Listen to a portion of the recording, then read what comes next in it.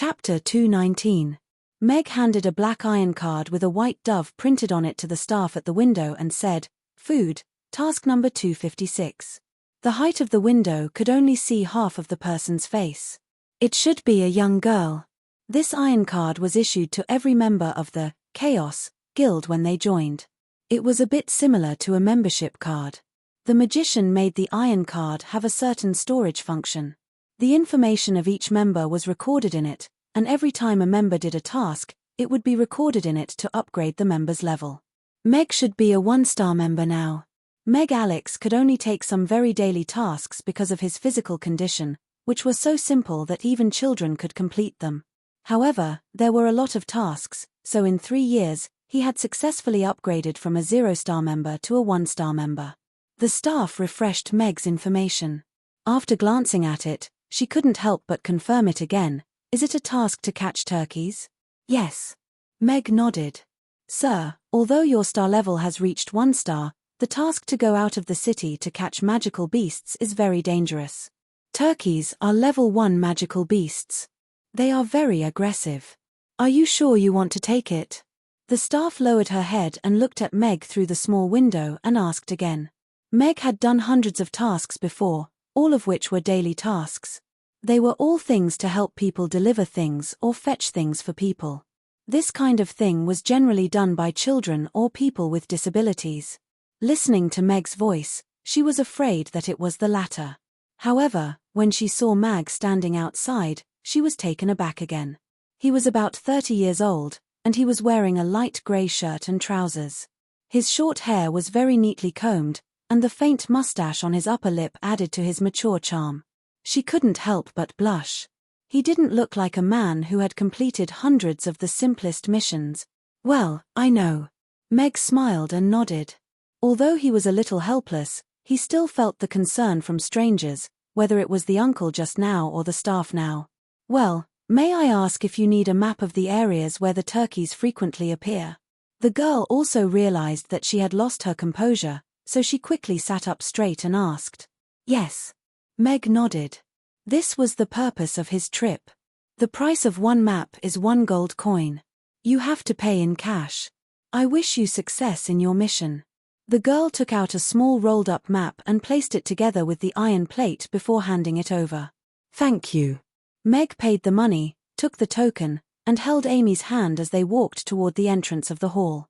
Did this guy just get the fire rooster's quest? Yes, the offensive power of a fire rooster is considered to be in the middle level of a first-level magical beast. Even if an ordinary first-level knight is fully armed, he may not be able to defeat it. But he didn't even have a weapon and brought a little lowly with him. Isn't this clearly courting death? Poor little girl, how did she meet such an unreliable father? Everyone looked at Mag's back and began to discuss animatedly. "I hope he can successfully complete the mission." The girl lowered her head to look at Meg's back and thought to herself. "Food, mission number 87, 3-star bronze-skinned wild boar. I want a map."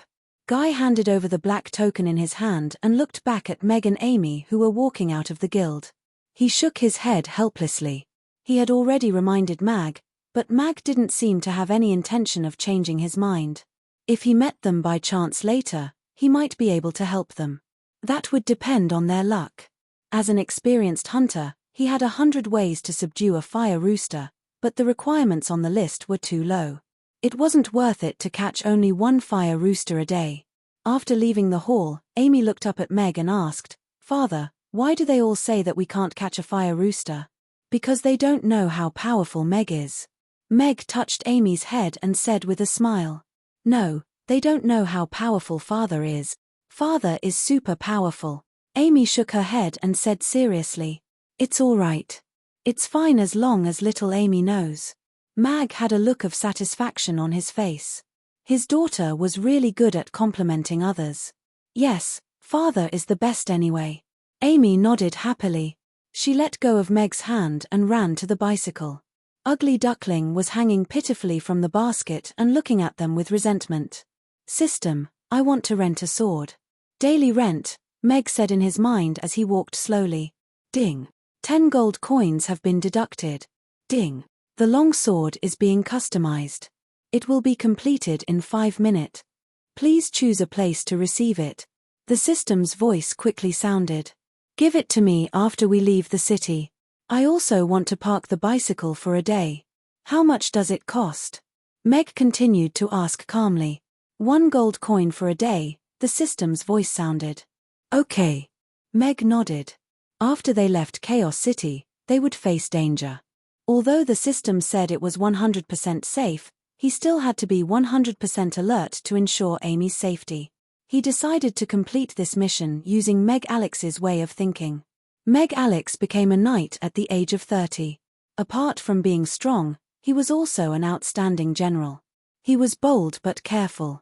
If it weren't for the promise of meeting an old friend, he wouldn't have been in such a desperate situation. The world was a place for people, and he didn't have any. Catching a fire chicken was not a task in his eyes. However, there was only one way to deal with all kinds of magic beasts in his mind: kill them with a sword. It was simple and violent, but it also represented extreme confidence. Meg wanted to say, "Son of a bitch." The swordsmanship and sword skills in his mind had merged with his memory. Swordsmanship was a set of moves to use a sword. Usually, it was a set.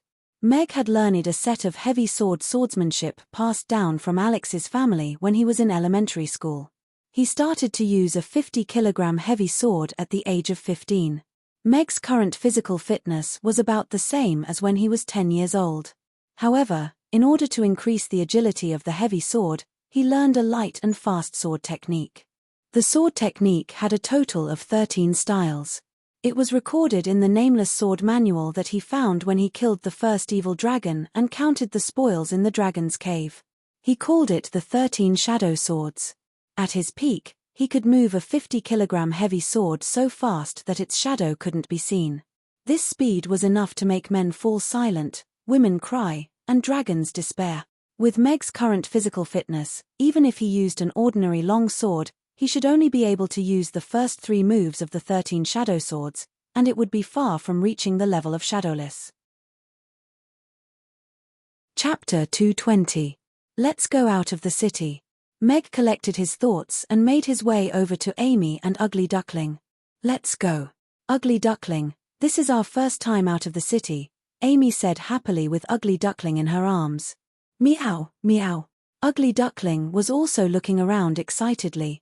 Its resentment from being left here alone to look after the carriage had been completely wiped away. Meg found an excuse to get the system to put away the bicycle, and then led Amy along the smooth black stone road toward the south gate. The south gate of Chaos City was right across from the Chaos Guild. The city wall was about 15 meters tall, and the city gate was about 8 meters tall.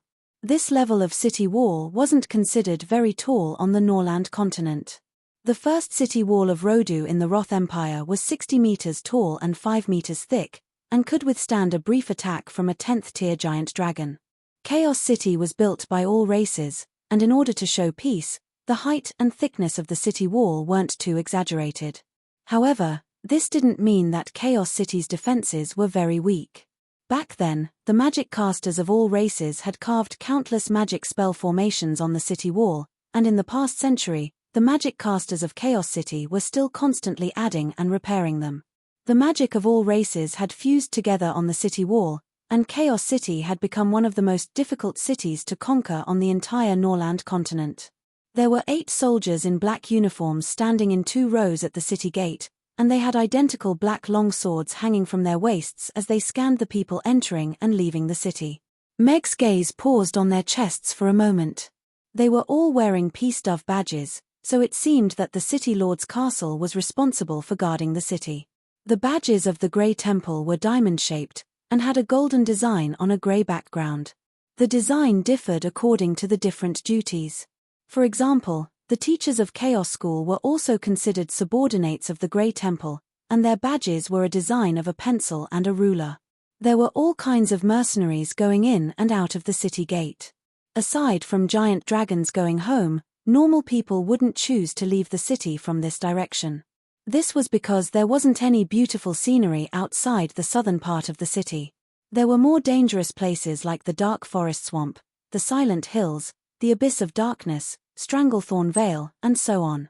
There were all kinds of terrifying magic beasts in the wastelands outside the city, as well as some herbs and wild beasts that couldn't be found anywhere else. Danger often came with opportunity, so this place had become a paradise for the mercenaries. "Wait, are you leaving the city?" When Meg and Amy arrived at the city gate, a middle-aged guard in the queue suddenly reached out and stopped them. He looked at Meg and asked, "Yes, is there a problem?" Meg nodded with a smile. Buddy looked at Meg with a solemn expression, and said, "Outside the southern part of the city is an extremely dangerous place. Magical beasts have already appeared within 5 kilometers of the city. Although I don't have the right to stop you from leaving the city, I have the duty to remind you that you may encounter danger if you take your child out of the city. Please think carefully about your actions." He had been guarding the south gate for more than 20 years, and he had seen many mercenaries who thought highly of themselves. However, it was the first time that he had seen someone like Meg, who was barehanded and carrying a little girl and a kitten out of the city. Wasn't this a joke? Every day, he would watch many mercenaries leave the city. When they returned at night, some of them would be missing. Some of them would be supported or carried back by their teammates. They might be missing a part of their body, or they might have lost their breath forever. Being a mercenary was a profession that danced on the edge of a knife. After leaving the city, even the simplest mission could lead to the threat of death. Although the Chaos Guild would update the map based on the information provided by the mercenaries every day, magical beasts wouldn't stay in one place forever. There might even be a 3-star magical beast waiting for you to jump into the 1-star area marked on the map. This kind of situation wasn't uncommon. The guards at the city gate and the mercenaries who just so happened to be passing by also turned to look at Mag with curiosity and bewilderment in their eyes. This immaculately dressed man with a fair complexion clearly hadn't been exposed to the sun much. Was he going to take the 2 little ones out of the city? "Yes, I know that. Can we go now?" Meg nodded with a smile. "Good luck." Buddy took a deep look at Mag before retracting his hand. "Thank you." Meg nodded. He held Amy's little hand and walked out with the crowd. Although he was looked down on along the way, he could feel that the other party had good intentions. They didn't put on any fancy mocking scenes. To be honest, Meg was a little disappointed. They didn't give him a chance to slap them in the face at all. "Captain, will they be able to come back? That little girl is quite cute," a young guard asked softly. "I hope so." Buddy withdrew his gaze from Meg and his daughter and continued to watch the people passing by. Wow, the outside world is so big. As soon as they walked out of the city gate, Amy opened her eyes wide and looked outside. The world that was blocked by the tall city walls suddenly opened up. In the distance, there were mountains and hills in a picturesque disorder. Some places were shrouded in fog, while others were still glowing during the day. Meg's eyes also lit up. At this moment, a black dot suddenly appeared in the distant sky. In an instant, it enlarged countless times and appeared above the crowd. "A giant dragon," someone exclaimed with a hint of excitement and fear. "A giant dragon?" Meg looked up and narrowed his eyes. Its huge wings blotted out the sun and cast a shadow on the ground. Its cold aura seemed to have frozen the air. This was a frost dragon with a wingspan of over 30 meters. Its body was covered in snowy white scales, and its huge body didn't appear bloated at all. It was elegant and majestic. A pair of deep blue eyes swept across the crowd below. Those who were swept by its gaze felt as if their blood had frozen for an instant. The city gate was completely silent. Most of the mercenaries didn't even dare to look up. They quickened their pace, trying to escape from the giant dragon's shadow. Although the giant dragons didn't rule the world during the racial war, it was undeniable that they were powerful individually. This frost dragon's power was at least comparable to a 7th-tier magic caster. This kind of power was already in the upper echelons of any species. The dignity of a powerhouse was not to be challenged. After leaving Chaos City, they would no longer be protected by the rules and laws of Chaos City. "Huh! Isn't this the giant dragon that Turtle Grandpa conjured? It's so beautiful." Right at this moment, Amy's elated voice sounded. "Meow." Ugly Duckling also looked up at the frost dragon, and extended its little paw with a hint of hostility in its eyes. "Yes, it is indeed very beautiful." Mag nodded in agreement. Even though Mag Alex had many memories of slaying dragons, this was the first time he had seen a true giant dragon. It was as if it were a work of art that had been carved out of ice and snow. Mag's frost wings flapped gently, sweeping up a gust of wind and snow, completely erasing the impression that he had of a western dragon lizard with wings. This father and daughter. A strange expression appeared on the mercenary's face. He hurried over to Meg and Amy. Chapter 221. What's going on? Why isn't the restaurant open yet? Mr. Mac put up a notice. He said he went out to get ingredients, so the restaurant will be closed for the day. No way. Doesn't that mean I won't be able to eat tofu pudding and Yeongju fried rice for the whole day? What's wrong with Mr. Mac? Is he too arrogant, or does he think we can't hold a knife anymore? Yeah, why didn't he put up a notice in advance? Not only did I make a wasted trip, but I also have to kneel on the washboard for my wife when I get back. There's no way to explain this. A group of customers who had come for breakfast early in the morning had gathered at the entrance of the restaurant. When they heard what the people inside said after seeing the notice, they all sighed and complained. Didn't Mr. Mac say he'll be closed for one day every 6 days? It's only the second day. Why is he suddenly closing for the day? Harrison asked in confusion. Yeah, I told Palmer to wait at home for a while this morning. I was going to bring him breakfast before he went to school.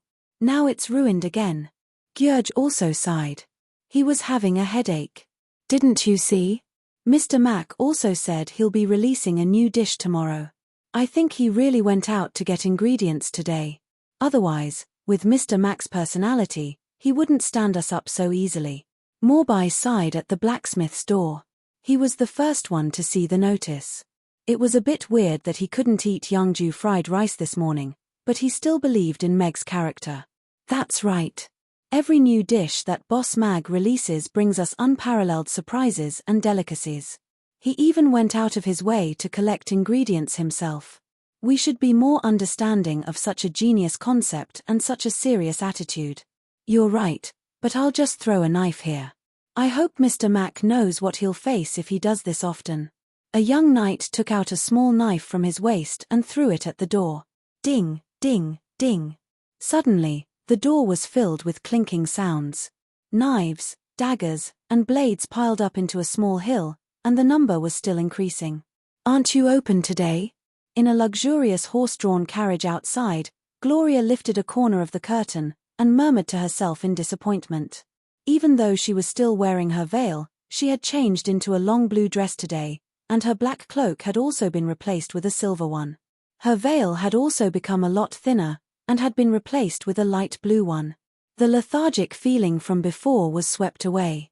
Although her appearance was still unclear, the feeling she gave off was completely different.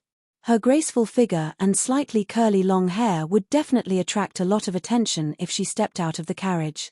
The new dish should be delicious. She murmured softly, put down the curtain and asked the coachman to go back. Today, Luo Xia had something to do and did not come.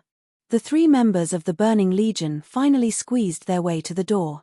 Staring at the pile of blades and the notice on the door, they found it hard to accept. Boss, what should we do? If I don't eat Rugiamo for the whole day, I'll be exhausted. Mond said anxiously as he rubbed his big bald head. Yeah, I feel like I've suddenly lost my life goal today. Keel was also dejected. Bullshit. Look, even a genius like Mr. Mac went out to collect materials so early. Don't you feel embarrassed to be so dispirited? Do you have the right to lose your life goal? Sargeras knocked on their foreheads and waved his hand. Let's go. Today's mission will be doubled. Yesterday, we received news from our clan that the first batch of lava warriors has been assembled, and they will be leaving for Chaos City soon.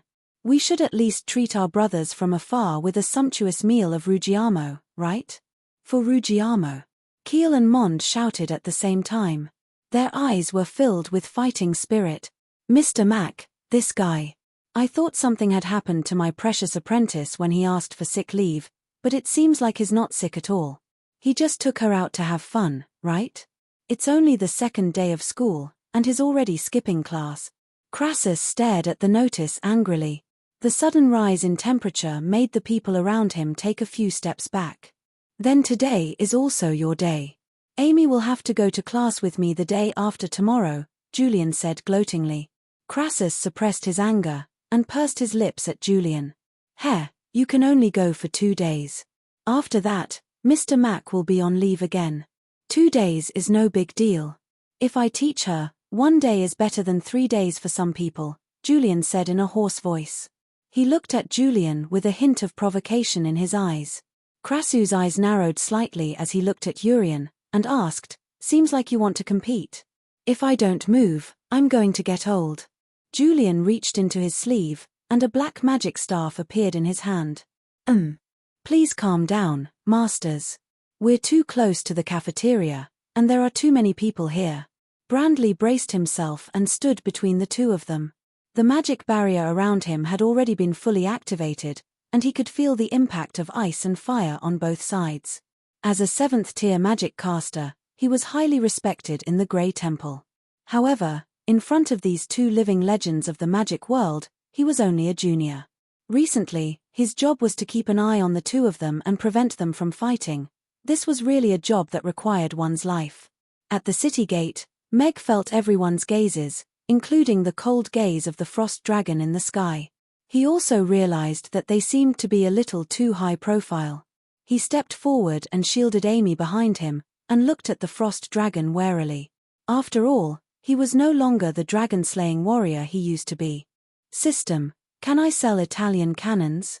Meg quickly asked in his mind. "You can't afford them," the system replied calmly. "If I die, no one will buy them from you in the future," Meg continued. "No, there's still a lot of demand for these classic cannons," the system retorted. "You're fucking selling firearms to other people?" Meg raised an eyebrow. "Who said that? How could I do something like that? Don't slander me. This is the system's business, so how could I peddle it?" The system immediately became a little anxious. All of the mercenaries looked at Meg, who immediately stood in front of Amy, and looked at him with admiration. At least this man had some guts. However, angering a giant dragon wasn't going to be easy. They could only hope that the giant dragon would be a little more forgiving and think that Amy's words were a compliment, not a provocation. Chapter 222. Everyone hurriedly backed away at the sight of the woman who had appeared out of thin air. Her frosty aura had already revealed her identity. Meg looked at the woman with a wary expression. This was perhaps the most dangerous situation he had encountered after coming to this world. However, perhaps it was because he had fused with Meg Alex's memories, but he didn't feel any fear from the moment the giant dragon appeared. Instead, he was more on guard against her. Meanwhile, Amy, who was being shielded behind Meg, peeked her head out with elation in her little eyes. The tall hounds nearby were so scared that they crouched on the ground and didn't dare to make a sound. However, Ugly Duckling, who was being held in Amy's arms, was very eager and fearless. It waved its little paws as if it were showing off its fangs and claws. The woman's skin was as fair as snow, and she was around 20 years old. She was extremely beautiful, but her expression and disposition were extremely cold, as if she were an otherworldly celestial maiden who had descended from the heavens. Her long dress was as if it had been carved from ice and snow. Her deep blue eyes moved away from Meg and fell on Ugly Duckling, who was being held in Amy's arms. She paused for a moment with a hint of confusion in her eyes. She then looked up at Amy, and her eyes lit up slightly. The frosty aura enshrouding Meg and Amy instantly disappeared, and she also withdrew her gaze before walking toward the city. Large snowflakes blossomed on the ground with every step she took. What a strange little thing. She's not afraid of me. Looks like she's most likely a little kitten with brain damage. Elizabeth shook her head slightly as she murmured to herself in a voice that only she could hear. Frost rose from beneath her feet, and she disappeared into the city in the blink of an eye. As soon as the woman left, the oppressive aura instantly disappeared, and the frosty aura also slowly dissipated. Everyone present heaved a sigh of relief. The giant dragon's aura was simply too frightening. If a 7th-tier magic caster or 7th-tier knight were standing here, they wouldn't have felt so suffocating. Everyone glanced at Mag and his wife. This father and daughter pair were quite lucky to have met a giant dragon with a good temper and tolerance. Then, they continued on their journey. Wow, father, that big sister white dragon was so beautiful. And why did she suddenly disappear? Amy jumped out from behind Meg, and looked at Meg with curiosity and elation in her eyes. She must have used some kind of teleportation magic. If he were to be killed as soon as he stepped out of the city gates, it would be the most humiliating adventure in history. All right, I'll help you talk to the teachers tomorrow. Mag smiled. He really didn't know how to do that. Let's go. Mag patted Amy's head with a smile.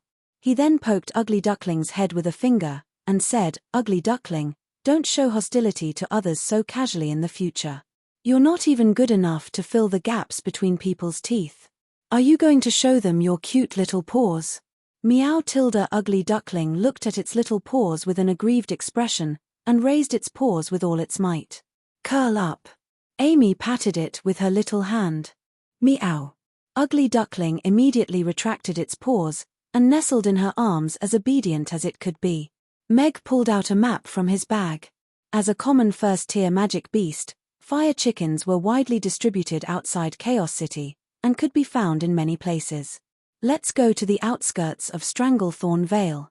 It's less dangerous there. Meg looked at the map carefully for a while. After identifying the direction, he put away the map, and took Amy's little hand, and led her forward. If this map had been given to Meg in his previous life, it would have been incomprehensible. But now, Meg could easily understand all the information contained in it. As a general on the front line, Meg times Alex's professionalism was unquestionable. Thorn's Ridge was one of the less dangerous places outside the city. It was famous for its thorny bushes. Of course, this was only in comparison to other places where 7th tier and 8th tier magic beasts often appeared. In Stranglethorn Vale, 5th tier magic beasts often appeared, 3rd tier and 4th tier magic beasts were everywhere, and 1st tier and 2st tier magic beasts could be seen everywhere. Although it was called a valley, it was actually made up of several valleys and a mountain range. There were all kinds of treasures and herbs in the thorny bushes that had not been spoiled by magic beasts. The bounty for these things could be higher than that of a high-tier magic beast, so it had become the target of many mercenaries. Because high-tier magic beasts rarely appeared, generally, 2 or 3 4th-tier mercenaries would be able to enter Stranglethorn Vale without worry. Whether it was to find herbs or hunt magic beasts, it was a good place to go. Also, Chaos City gave the mercenaries of the Chaos Guild the strongest protection and rule. During missions, they were not allowed to kill each other. If there was an unnatural death of a member, the guild would investigate to the end. No matter what kind of background or strength the killer had, Chaos City would not tolerate it. A life for a life.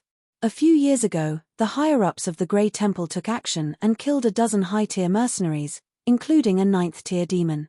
After that, this rule became deeply ingrained in the hearts of the people. Unless you were absolutely sure that you would not be discovered, killing and robbing would not happen in the Chaos Guild. Meg was going to the western slope of Stranglethorn Vale. There was a hot spring there, and the temperature was much higher than the surrounding area, so turkeys were often seen there. There was a flat ground paved with black stones in front of the city gate, and the road after that was paved with the footsteps of the mercenaries. A team of knights in light armor rode along the main road in the middle, kicking up a cloud of dust and causing some people to grumble in displeasure. An old mercenary was driving his donkey cart at a leisurely pace. Behind him sat 4 youths who still had some childishness in them. They were looking around curiously, and it seemed that they were rookie mercenaries who had left the city for the first time. There were 5 or 6 horses following behind them, and the people on the horses were all fully armed mercenaries. Whether it was their equipment or their demeanor, it was obvious that they were veterans who had been in the wilderness for many years. Today, they had probably brought the rookies out to see the world. Of course, the most eye-catching one was Meg. He was carrying a small satchel, holding a 4-year-old little Loli, and the little Loli was holding a little orange cat in her arms. This combination was perfect for an autumn outing, but now, they were going into the dangerous wilderness. Wasn't this a suicide mission? Father, why are they all looking at us with strange expressions? Amy asked as she turned to Mag with a perplexed expression. Chapter 223. Millimeter, I think so too. Father is super handsome. Amy nodded in agreement. Daughter, I'm going to get carried away if you keep praising me like that. Meg patted Amy's head with a smile before holding her little hand and continuing onward. Father, what's a daughter?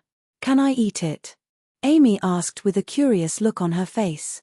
No, you can't. Meg shook his head with a smile. After walking for a while, the crowd parted, and Meg and Amy were finally able to enjoy some peace and quiet.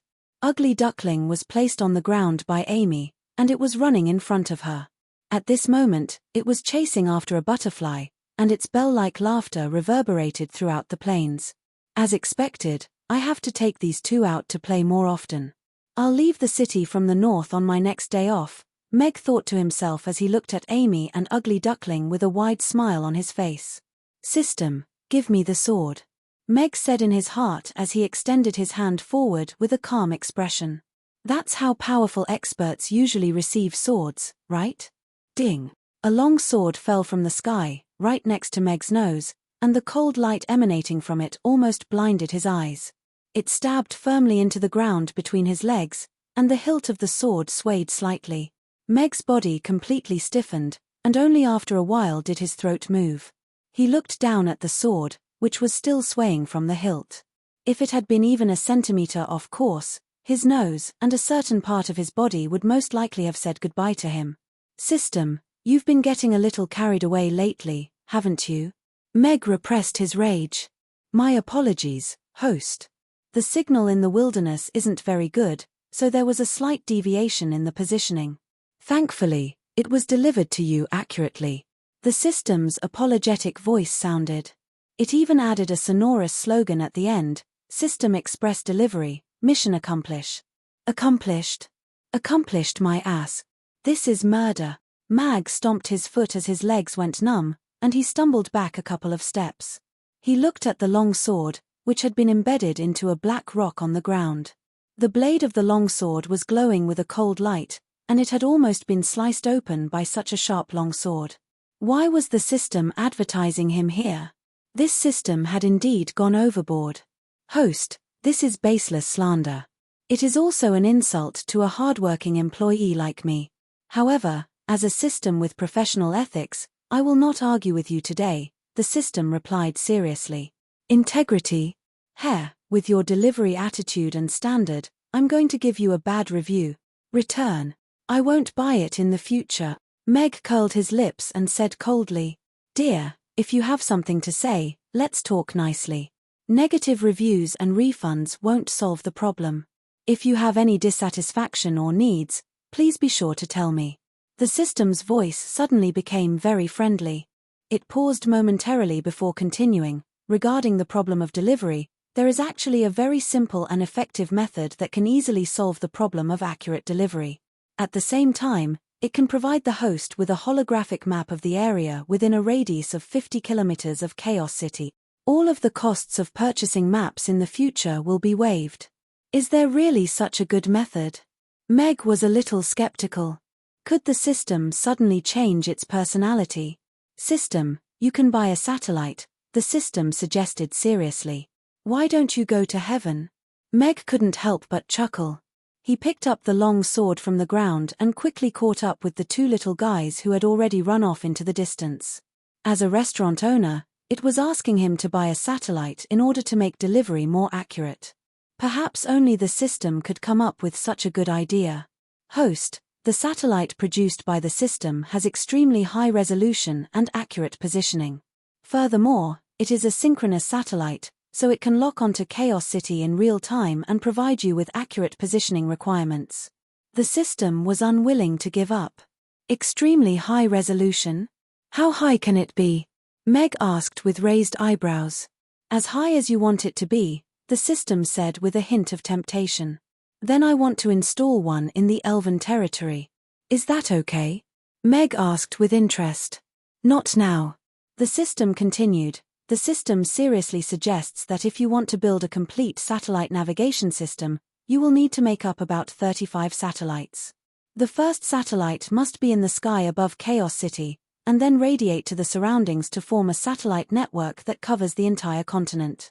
That way, that does sound very tempting. Sorry to interrupt, but how much do you intend to sell a satellite for? Meg interrupted. 3 million gold coins to accurately send it to the predetermined orbit. The system replied seriously. System, you suddenly have a sense of humor today? Meg immediately laughed. You're a vegetable seller, and you're trying to sell a 300 million gold satellite to a chef. I can't help but want to put you on it. An ellipsis silently appeared in the system's mind. Meg couldn't be bothered with this unreliable system anymore. How could it bring up a satellite when it was just delivering goods? He quickly caught up with Amy and the others, and at the same time, sized up the longsword in his hand. This sword was similar to the one he saw in the shop in Mumbai a few days ago. It was a little like a traditional longsword in China. The sword was about 1 meter long and 2 fingers wide. The hilt was black, and there were a few simple intersecting patterns on it. The straight body of the sword was silvery white, and there were no patterns at all. The black and white colors were very simple, and suited Meg's taste very well. The longsword was cool to the touch, and the thickness of the hilt was just right. It felt just right when he held it in his hand. It would have been too heavy if it had been too little. The system's tailor-made sword was indeed very reliable. It was even more fitting than Meg's sword, as if it was meant to be Meg's sword. Should I buy it? Meg suddenly had an idea in his mind, but he immediately shook his head. This must be a trap set by the system. It really did make the user experience the best. There was no need for advertising, and the user would want to buy it themselves. After recalling the 13 shadow forms in his mind, Meg casually swung the longsword in his hand at a small tree that was as thick as an arm. He thought that his movements would be a little sluggish since it was his first time using a sword. He didn't expect the long sword in his hand to slash at the small tree. It was so fast that Meg didn't even see how the sword moved. It was as if the sword move had been engraved in his body, and it had become a natural reaction. Catcher. With a soft sound, the small tree that was as thick as an arm fell towards Meg. I've become a martial arts expert in an instant. Meg hurriedly dodged to the side. He stared dumbfoundedly at the long sword in his hand and the smooth cut made by the remaining half of the tree. It seemed to be much more powerful than he had imagined. With this sword, a level 1 knight would probably be chopped to death. Chapter 224. Hearing Amy's praise, Meg's expression suddenly turned serious. He calmly sheathed his sword and nodded. It was just a small test. But father, isn't that a sword? Amy asked, puzzled. Yes, it's just a metaphor. Mag cleared his throat upon seeing this. He was rather surprised by the speed and power of this sword strike. Mag Alex had practiced this sword strike countless times in the past, and his body had already memorized the angle from which the sword strike should be unleashed, as well as the strength and speed with which it should be unleashed. Meg had originally planned to run to the balcony every night to secretly practice the sword so that he could learn the sword techniques in his mind as soon as possible, but now it seemed that he didn't need to work so hard. What he needed to do was to adapt to the speed of the sword technique as soon as possible and let his mind catch up with the sword. This way, he would be able to perform the sword technique to the extreme with his current physical fitness. At this level, he should be invincible among those of the same level. If he was lucky, he might even be able to kill someone above his level. In conclusion, there was no need to level up. It seems that the right way to level up is to cook well, earn money well, and get the strength points from the system and buy new strength points. Meg thought to himself. This was good too. If he had to run the restaurant during the day and practice the sword at night, it would be too tiring and he wouldn't have time to accompany Amy. Father, where did you put your sword just now? Amy asked curiously as she looked at the shiny silver sword in Meg's hand. Up in the sky. Meg pointed up. It had indeed fallen from above. Wow, really? Father, that sword technique was so powerful. Amy wants to learn. Amy's eyes lit up as she looked at Meg expectantly. Amy wants to learn the sword. Meg suddenly stopped and looked at Amy with some hesitation. Meg Alex was the continent's #1 knight in the past, and his sword technique was naturally #1 as well. However, Amy was now learning magic, and she was also a long-range and melee fighter. If she also learned the sword from him, it seemed that she would have to learn too many things. She was still young, so she couldn't not have some time to play. That's right. Amy nodded seriously and looked at the long sword in Meg's hand with sparkling eyes. I want to be like father and be able to cut down the small tree in one go. That way, if anyone dares to bully father in the future, I'll cut them down. When Meg saw Amy's expectant expression, a smile appeared on his face. He nodded and said, "All right, I'll teach you when we get back. But you'll only practice for a while every day, and you're not allowed to tell anyone after you've practiced." Not even Master Halfbeard or Master Julian? Amy asked. Yeah, even Big Sister MIA can't do it. Now is the time to tell our little secret. When Amy's learning gets better, we'll suddenly tell them. They'll definitely be very surprised. Meg nodded seriously. Giving his daughter more self-defense skills was probably something that every father wanted to do. Only when he was strong enough would he not have to worry about his daughter being bullied outside. As for bullying others, Amy wasn't that kind of child. In any case, it was better than being bullied. This was a selfish thought that Meg had as a father. All right, I'll keep that in mind. Amy nodded seriously. Good girl. Meg stroked Amy's hair with a smile. He looked at Ugly Duckling, which was resting its chin on Amy's leg after running around tiredly. He opened the bag and took out a cup of water for the two little ones to drink. Then, he hung the cup on his waist and put Ugly Duckling directly into the small bag. Only its little head poked out of the bag.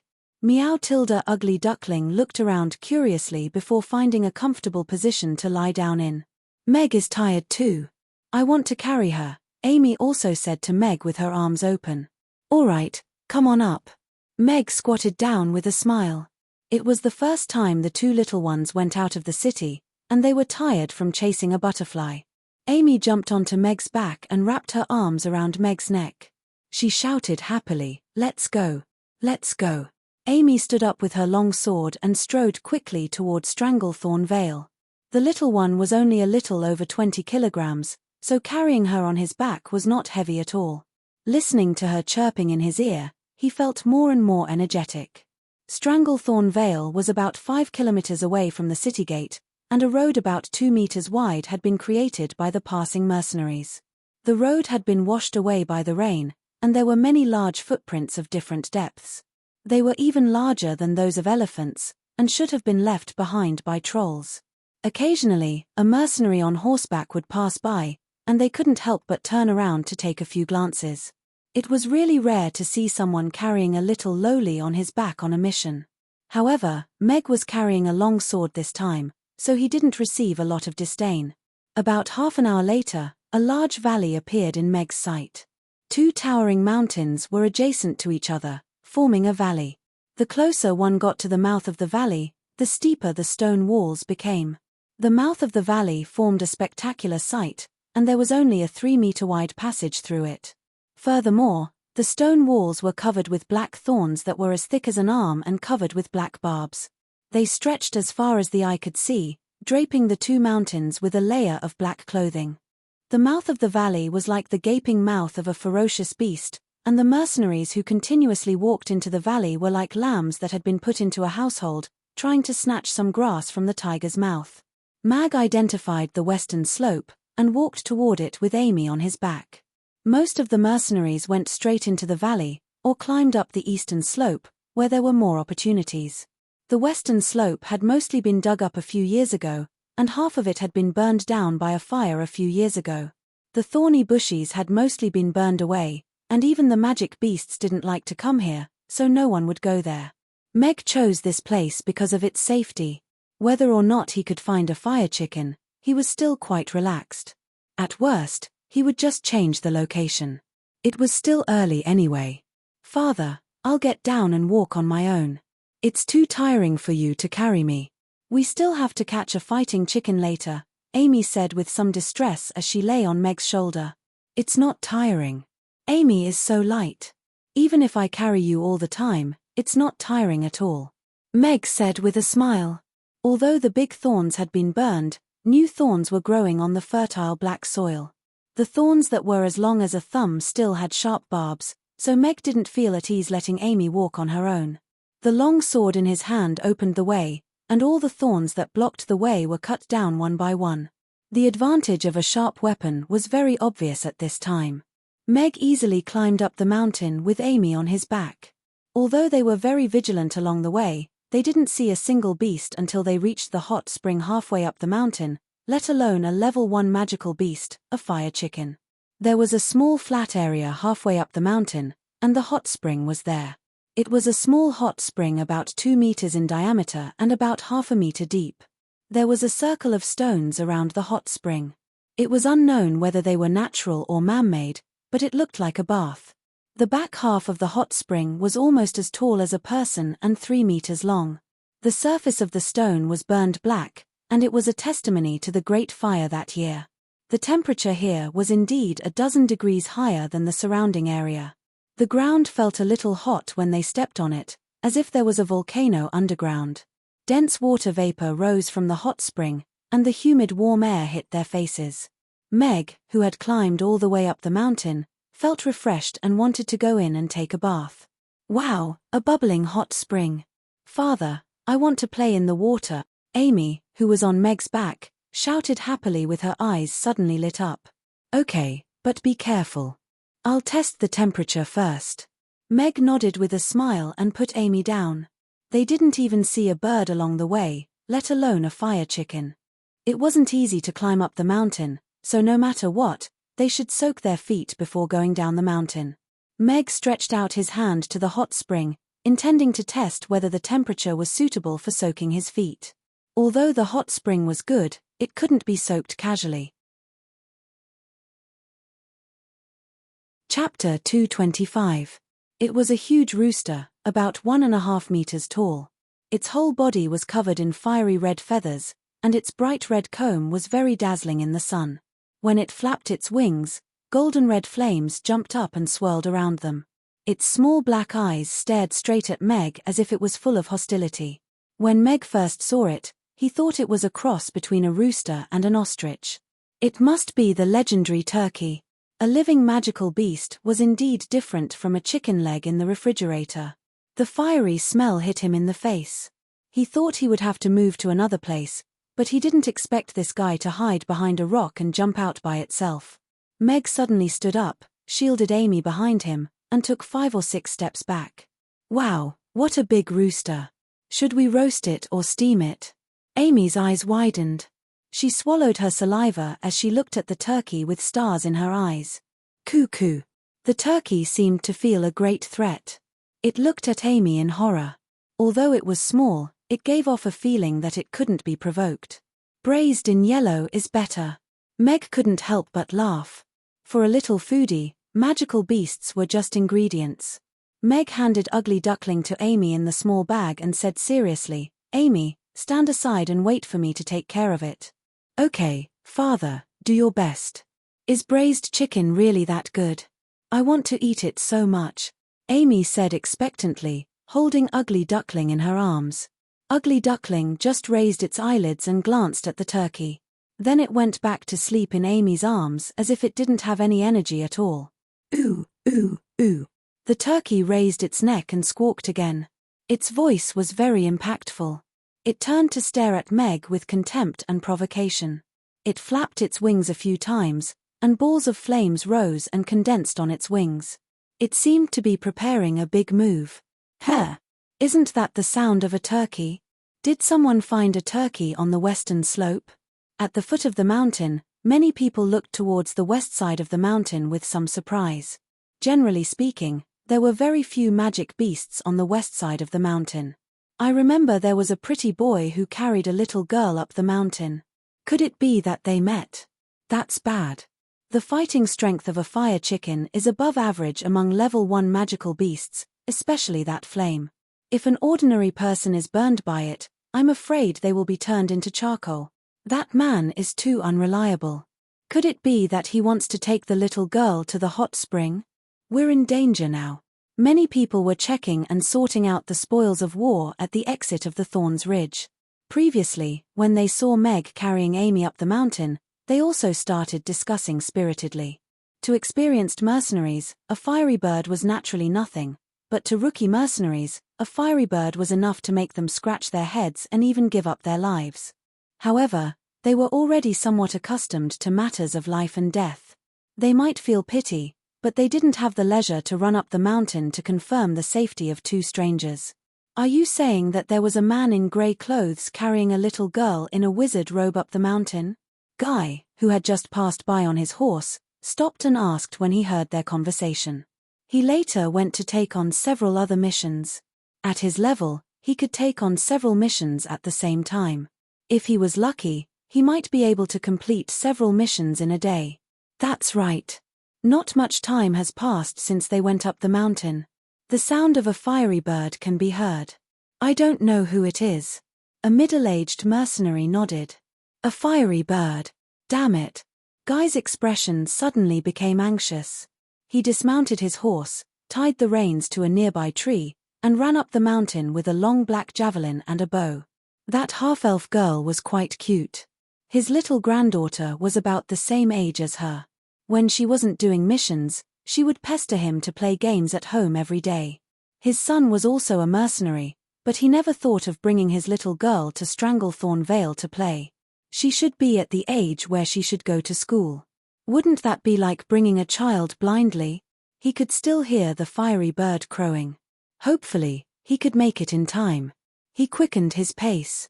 Meg looked at the fiery bird standing on a big rock and took a few steps to the left with his sword.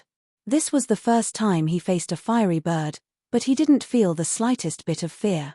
Instead, he felt a little excited. Yes, it was the feeling of excitement. His heart was beating faster and his blood was flowing faster, but it was definitely not because of fear. It was because his body was thirsting for battle, a long-awaited battle to his heart's content. I've wronged you. Meg looked at his hand and silently said in his heart. His body had almost reached the limit of human strength, but he couldn't even lift a sword in the past 3 years. This was probably the feeling of a bright pearl covered in dust. But now, it was as if he was unlocking the first layer of the seal on his body. He could once again hold his sword and fight. A battle intent rose from the bottom of his heart. It was a strange yet familiar feeling. Scenes of previous battles flashed through his mind. Those were the most precious battle experiences. Oh! The fiery bird let out a sharp cry and flapped its wings. The 6 fireballs condensed on its wings suddenly flew towards Meg. It seemed that the fiery bird was ready to burn Meg to death. The basketball-sized fireballs flew over and the temperature rose a lot. This was the fiery bird's innate ability. If it couldn't be avoided, then even a knight's armor would be melted. This was also the reason why the fiery bird could squeeze into the upper middle level among level 1 fiery birds. If it's only to this extent, then it's not enough. Meg raised the corner of his mouth and slightly bent his legs. His steps were light, and his body easily jumped 3 meters away. The 6 roaring fireballs smashed into the ground where Meg was originally standing, one after another, creating a deep pit. The soil and stones on the edge were even melted. Father is so powerful. Come on. Come on. Amy clapped her small hands and shouted happily. The fiery bird also seemed a little annoyed that it couldn't hit its target. However, the fiery bird obviously couldn't release the fiery bird indefinitely, so it flapped its wings and swooped down towards Meg like an eagle. Its pair of sharp claws glowed with a cold light. It seemed that it intended to directly attack Meg with its body. Meg narrowed his eyes slightly. The fiery bird's wingspan was more than 2 meters. Its legs were powerful and its black claws were like black knives. Meg knew better than anyone how hard the fiery bird's bones were. An ordinary kitchen knife couldn't cut it. Such sharp claws could easily break a knight's armor and crush a person's head. Chapter 226. The results of the 4 Emperors and 1 Emperor essay competition were out. Daddy Nanny's Otherworld restaurant had successfully reached the top of the original fantasy category and obtained a spot as one of the 4 Emperors. Thank you very much for everyone's support. Qingyu would like to thank you here. The prize belongs to Daddy Nanny's restaurant, and the glory belongs to everyone. It was only because of your support that I was able to obtain this prize. Thank you very much. Also, thank you to Chijien for allowing my dream from 10 years ago to finally come true. It proved that I could rely on writing to make a living. Thank you to Editor-in-Chief Wakaba for supporting me along the way. Whether it was One Punch or the restaurant, she had given me a lot of support and help. Thank you to Editor-in-Chief Mungbin and the editorial team for their affirmation. I'm really happy today. It's good to have a dream. The feeling of realizing my dream step by step through my own hard work is also very good.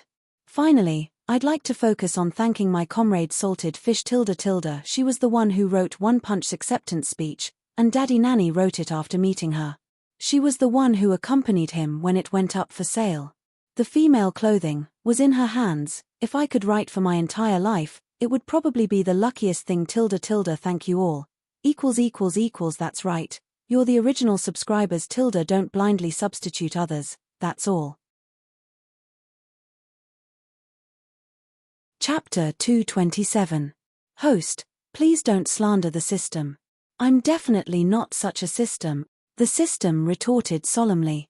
At the same time, it said seriously, out of consideration for the host's safety, the system will enter real-time command mode to provide the host with the most accurate analysis.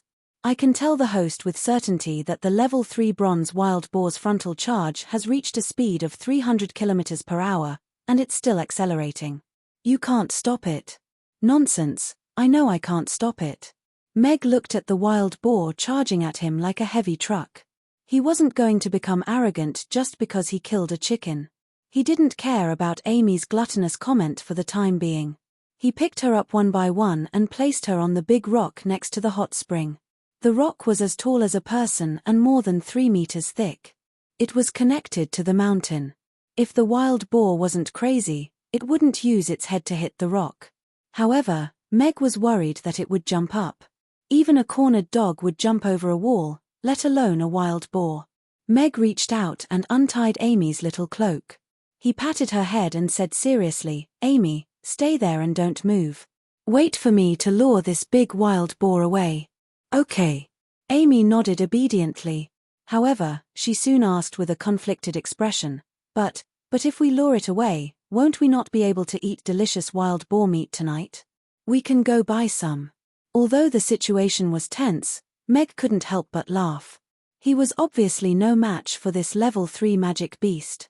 Although Amy could use fireball, such a small fireball would probably only cause the wild boar to lose a few hairs. It might even enrage the wild boar and make Amy its target. Meg didn't want to take this risk. System, if I die, no one will buy your food. Hurry up and call for backup. Any aerial attack will do, Meg shouted in his mind as he ran to the side with his red cloak in one hand and his sword in the other. The bronze wild boar's attack on red targets is increased tenfold. Host, are you sure you want to use yourself as bait? It has already locked onto you, and its speed is still increasing. 335. 345. 350. The system's voice gradually increased in volume. Support. I want reinforcements. Meg couldn't help but complain. The system was full of nonsense. Anyone could see that the wild boar charging towards him with scarlet eyes was very ferocious. Did he really have to fight it to the death in Stranglethorn Vale's pigfighting tournament? Although he felt that his body was light and agile, and that he was able to dodge nimbly, looking at the ferocious wild boar, Meg felt that it was more likely that he would end up being eaten by the boar. System, you said that if I brought Amy here, the chances of survival would be 100%. What about now? Meg continued to ask as he ran towards the cliff on the right. If you insist on not letting her attack, your survival rate will be 0%. The system's cold voice sounded. Father, do your best. You can do it. Meg turned around and looked at Amy, who was standing on the rock and twisting her body to cheer him on. Ugly Duckling lay lazily on the rock, and didn't even look at the ferocious bronze wild boar. It wasn't interested at all. Will it really work? Meg was a little doubtful. The wild boar was already 50 meters away, and he was still some distance away from the cliff. It was too late for him to reach it. Come on, let me see how strong this third-tier magic beast is. Meg immediately stopped in his tracks. The black wild boar the size of an elephant charged straight at him, kicking up clouds of black dust. The thorns that were as thick as a thumb were trampled into pieces, and couldn't stop it at all. The ground trembled, and small rocks rolled down the mountain. His heart was beating wildly, and his hand holding the long sword slowly tightened. However, Meg's expression became extraordinarily calm. He pointed the long sword in his hand at an angle, and narrowed his eyes slightly. Lord Father is the most powerful. Little Piggy definitely can't beat Father. Amy stood on the rock and waved her little hands. She looked at the wild boar charging at Meg with wide eyes, and her little face was full of confidence. The system had awakened the dormant cells with electric shocks, and at the same time, it had also awakened some things that Meg could do easily before, such as jumping several meters high. The wild boar rushed at him with a gust of wind that hurt his face. There was sand and thorns everywhere, covering the sky and the earth. Meg jumped 3 meters and narrowly avoided the wild boar's head-on collision. His body turned 180 degrees, and he reversed the long sword in his hand and stabbed it down. Ding! The long sword that had easily penetrated the throat of the turkey seemed to have stabbed into an iron plate. It had only pierced less than 10 centimeters into the throat of the turkey. After piercing into the throat of the turkey, the sword was directly clamped. The powerful and terrible inertia almost threw him forward. He turned his wrist and forcibly pulled back the sword. However, he only managed to cut a small hole in the back of the wild boar and cut off a dozen small finger-sized hairs. Meg staggered to the ground, and he barely stood still with the long sword in his hand behind him. His hand holding the long sword felt a little sticky, and the skin between his thumb and forefinger was split, with some blood oozing out. A third-level magical beast is really different. Meg raised his eyebrows. The wound on his hand didn't hurt, but his strength limited his ability to kill the wild boar. It should be said that he really couldn't beat it. He couldn't even break its defense. Killing this wild boar was an impossible task for him. System, can you lend me 1 physical strength point for 5 seconds? Meg asked in his heart. He only needed 1 point, and he was sure that he could easily kill this wild boar. If it's 1 point, the amount of electricity that needs to go through the host's body may be relatively large, and the duration will be longer. Are you sure you want to choose the option now? The system's voice sounded. It's too late. Meg looked at the wild boar that slammed on the brakes, dragging 2 exaggerated traces on the ground, and then turned around to stare at him again. His chest violently rose and fell. With his current physical strength, performing such a difficult action just now consumed a lot of his energy. The host doesn't have the authority to obtain 1 physical strength point. The system calmly responded. Roar. The bronze-skinned wild boar stomped on the ground with its hind legs. The wound on its back hurt, and its eyes became even redder as it stared at Meg. Its 4 hooves stomped on the ground, and it charged toward Meg again. Although it was going up the slope, and its body looked fat and clumsy, its speed was extremely fast. In the blink of an eye, its speed had increased to over 100 kilometers per hour, and it once again charged toward Meg. Are you crazy? Meg turned around and ran towards a small tree at the side. He stepped on the tree trunk and used the force to leap up.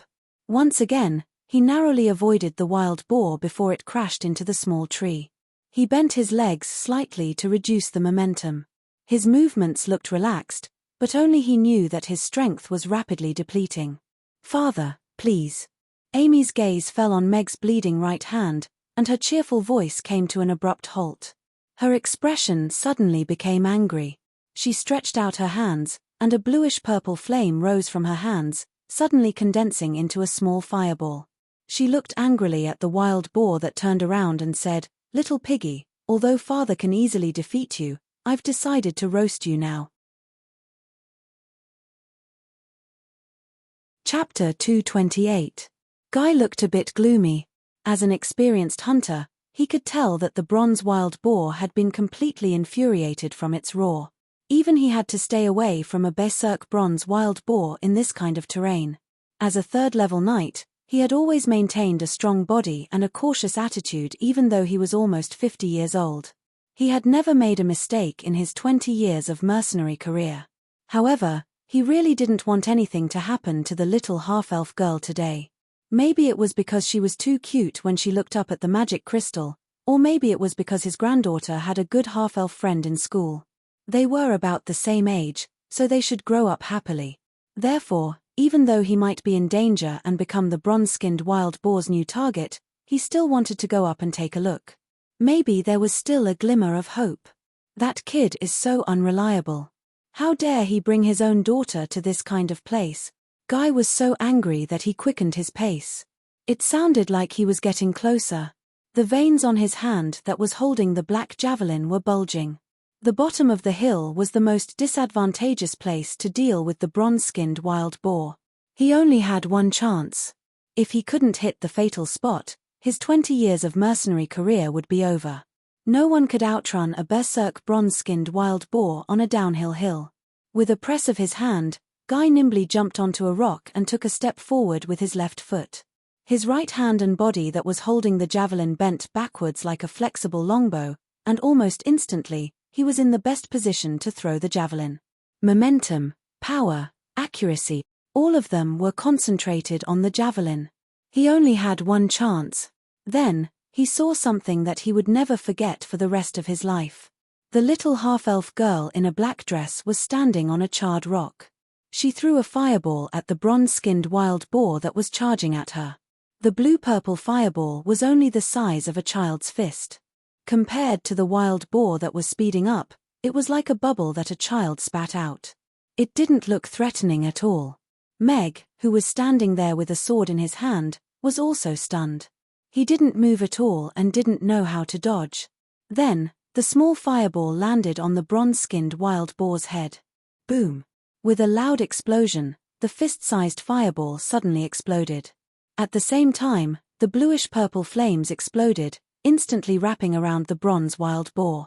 The loud sound and the resulting shockwave caused the ground to sink by more than 10 centimeters, causing the ground to shake.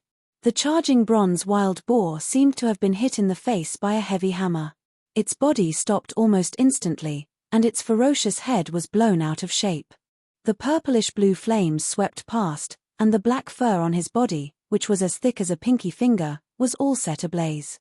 The bronze pigskin that had a metallic luster turned golden red in an instant, as if it had been melted. After a moment of silence, the bronze wild boar let out an extremely tragic cry. Its entire body was on fire, and it madly turned around and ran up the mountain. However, it only ran for a few dozen meters before collapsing to the ground. After twitching a few times, it stopped breathing completely. The air was filled with the aroma of roasted pig. How is this possible? A 4-year-old third-level magician? Guy had witnessed everything with his own eyes, and his lips were trembling. His shock was indescribable. It wasn't that he hadn't seen more powerful magic casters before, but this little half-elf girl was simply too young. If news of a 4-year-old third-level magic caster were to spread, the entire Norland continent would be in an uproar. The last prodigy magic caster to shake the entire continent was Princess Irina of the Elven race. She was born with an affinity for magic, and became a first-level magic caster at the age of 3. When she was 5, she was already a third-level magic caster. After that, she became a 10th-tier great magic caster at the age of 26. Her aptitude was unmatched among the younger generation, and she dominated the entire world. With the Elven race's lifespan of at least 800 years, no one knew what heights she would reach in the future. Even the Elven Queen had taken over 40 years to become a 10th-tier great magic caster.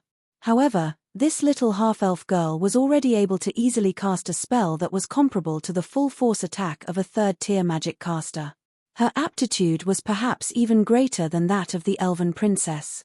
She was bound to become a dazzling star in the magic world. Perhaps she could even reach the same heights as the Elven princess, and become an unprecedented half-elf great magic caster. Looks like I was overthinking things. They came prepared. It's just that the little girl was the one protecting them. Guy glanced at the golden-brown roasted copper boar, and sheathed his javelin with an awkward expression. Do they have to be so cruel?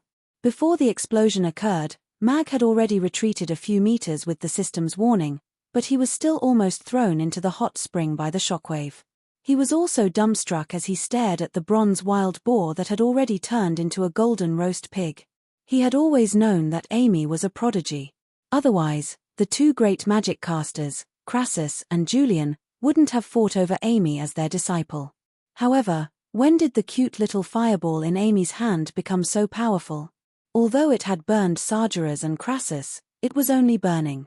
However, the fireball that had just exploded was no less powerful than a small artillery shell. System, what you said about the 100% survival rate makes a lot of sense. It was a wise decision to bring Amy along.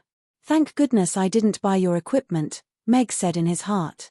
If you buy the system's equipment, the system will give you a life accident insurance policy.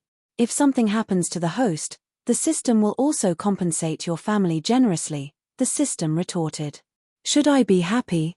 Meg couldn't help but roll his eyes internally. He stabbed his long sword into the ground, walked over to the large rock, and opened his arms to Amy with a smile. Amy, you're the best. You've helped Father a lot today. Come on down.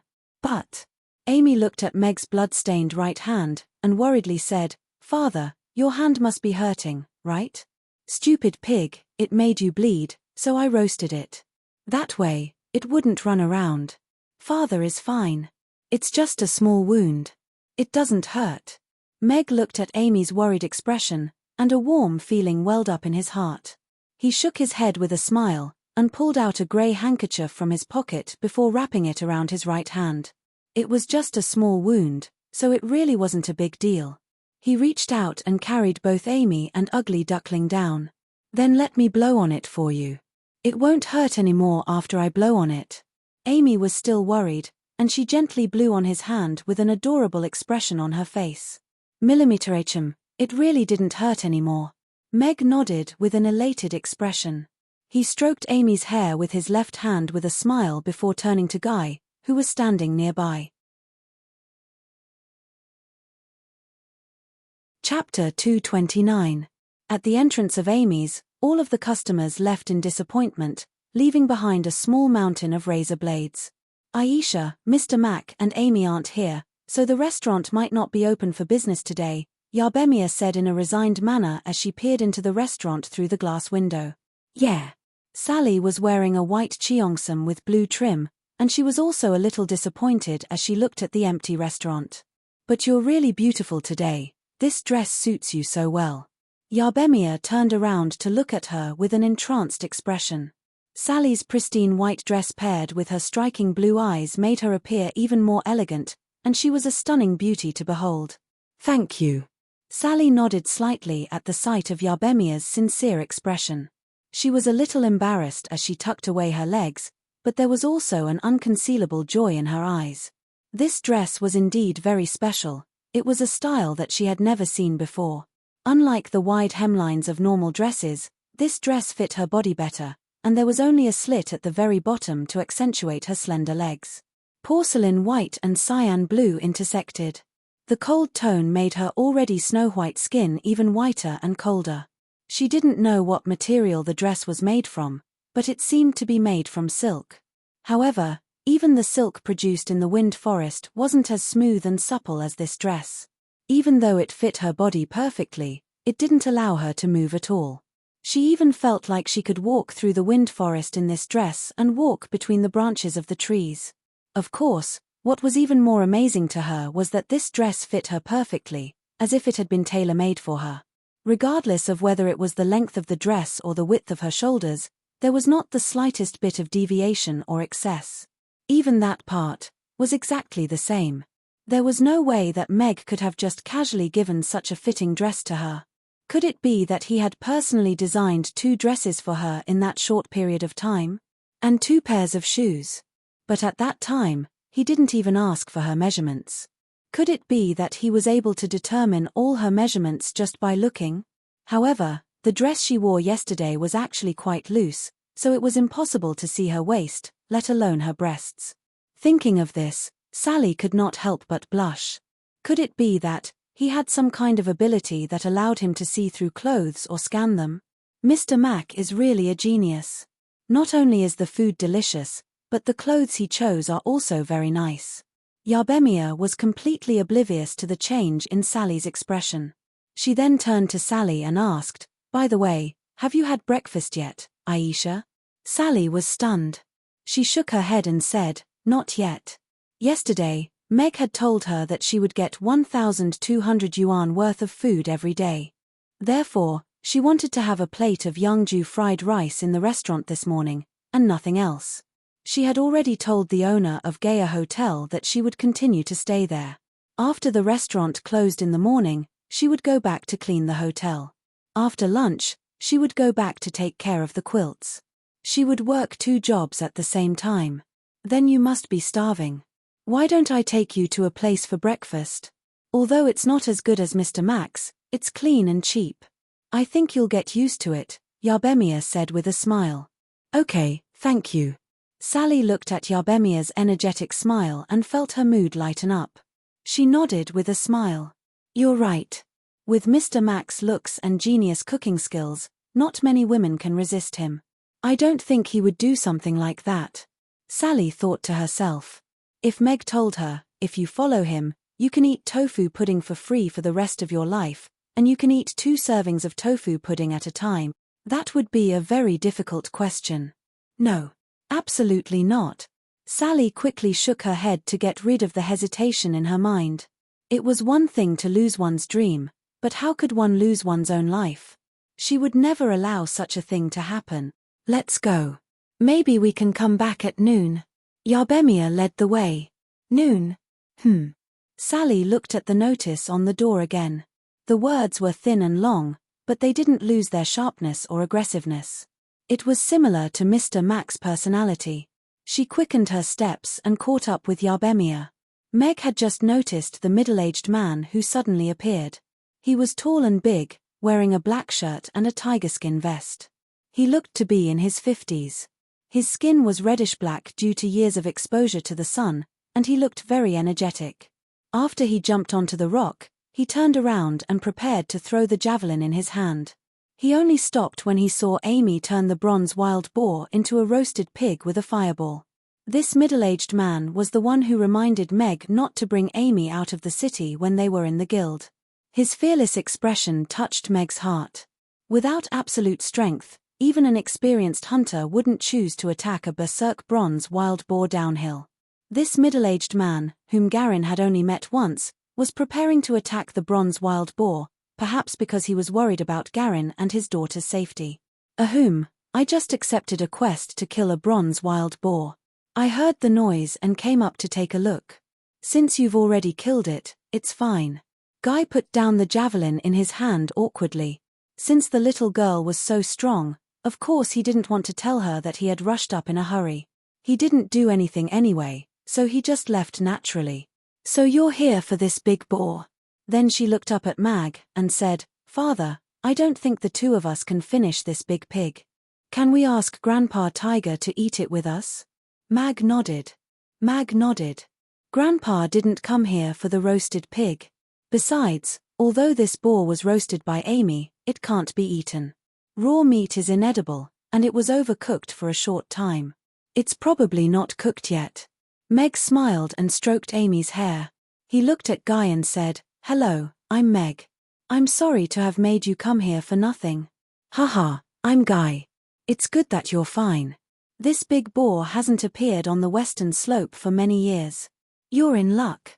However, the ingredient board requires a whole fresh bronze wild boar, and this one doesn't meet the requirements. But this is an old boar, and the color of its tusks is very good. People often buy it in the animal bones section, so you should be able to get a good reward. Guy waved his hand and laughed heartily.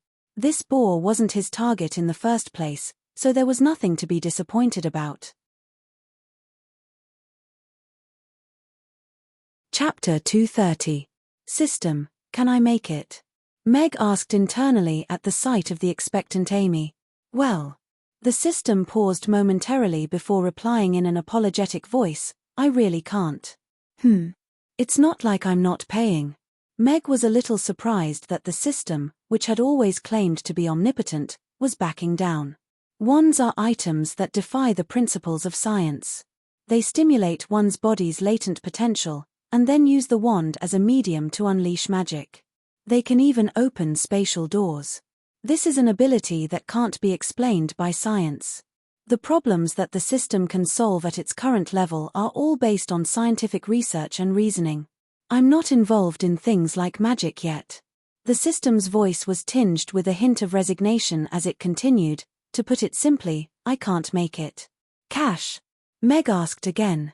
The system can customize wands according to your requirements, but the wands that the system can make will only be semi-finished products. In the end, you have to inscribe magic patterns onto the wand. This step can only be accomplished by a true magic caster, and it would be best if the wand's attributes corresponded to the magic caster's. The system's voice was filled with indignation. I see. Then I won't trouble you. I'll just get Amy's 2 masters to do it for me. A smile appeared on Meg's face. He had almost forgotten about Amy's 2 10th-tier magic casters. They should be more enthusiastic about wands than he was. All right, then I'll give you one as a wand. Go to school tomorrow and get Teacher Crassus to make one for you. Meg nodded with a smile before turning to Guy with a smile, and asking, Uncle Guy, these tusks have to be sold in pairs to be sold for a good price, right? That's right. A pair of tusks of this quality can sell for at least 60 gold coins, but if you sell them individually, you'll probably only be able to sell them for 20 gold coins. Guy nodded in response. The most precious part of the copper-skinned wild boar was its tusks, followed by the copper skin that could be made into soft armor. However, in terms of price, the 2,000 to 3,000 catties of copper-skinned wild boar meat could be sold for the most money. In the market, it was at least 20 copper coins per catty. If they sold it for half the price, they could still get 200 to 300 gold coins. However, the copper skin of the wild boar that Meg and the others had killed had almost melted away. Even if the meat was half-cooked, no one dared to take it. All that was left was a pair of tusks. This was also why most restaurants would state that they could not use magic to kill the copper skin wild boar when they put a bounty on it. This was because there was no guarantee that there would be something in the body of a wild boar killed by a magician. The restaurant could not afford such a joke. I see. Meg nodded in response.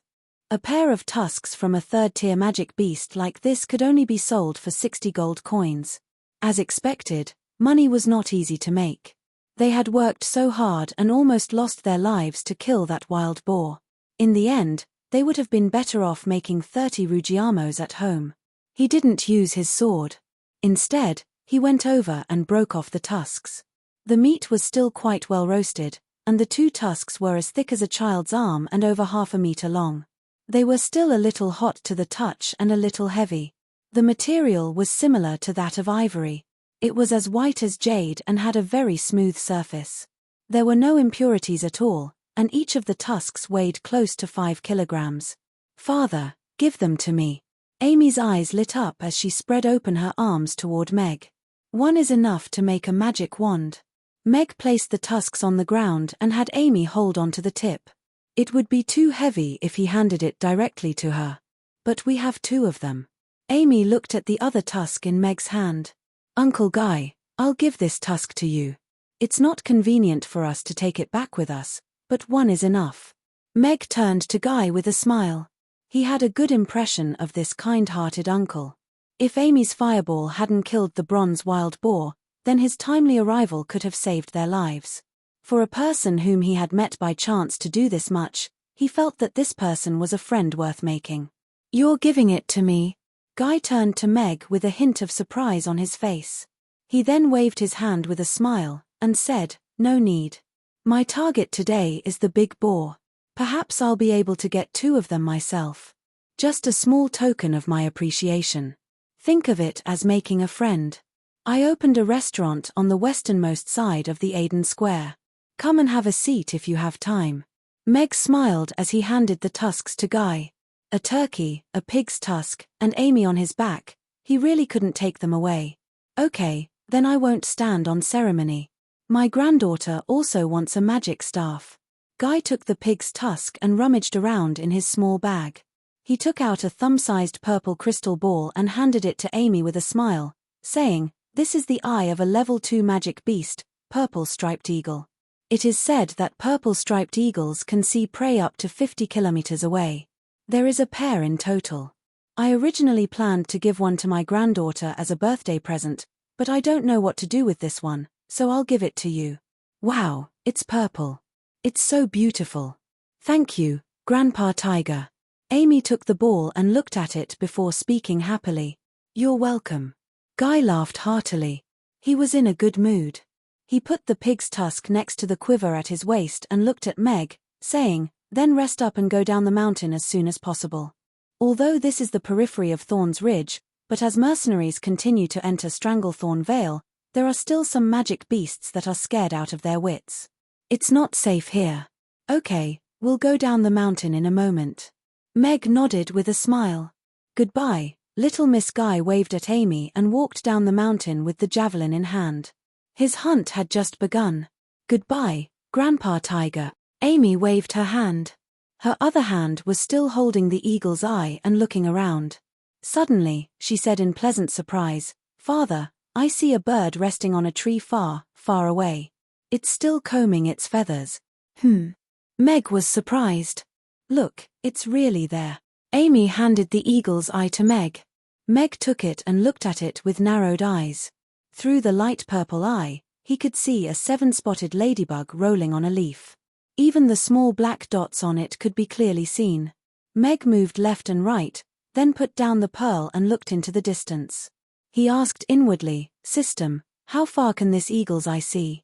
The limit is 15 kilometers. Because it can't be focused, it can only see things 15 kilometers away. The system replied. That's a bit useless, isn't it? Meg raised his eyebrows. After all, no enemy would stay motionless 15 kilometers away. Magic might be able to reactivate the eagle's eye. If it can be focused, it will become a miniature high-powered telescope. The system answered. Chapter 231. Why is it so quiet all of a sudden? That explosion seemed to have come from the top of the mountain. Could it be that there's a powerful magician up there? Most likely. That father and daughter pair are quite lucky.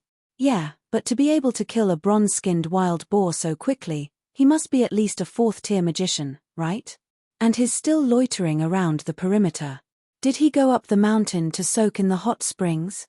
The mercenaries at the foot of the mountain looked up in bewilderment.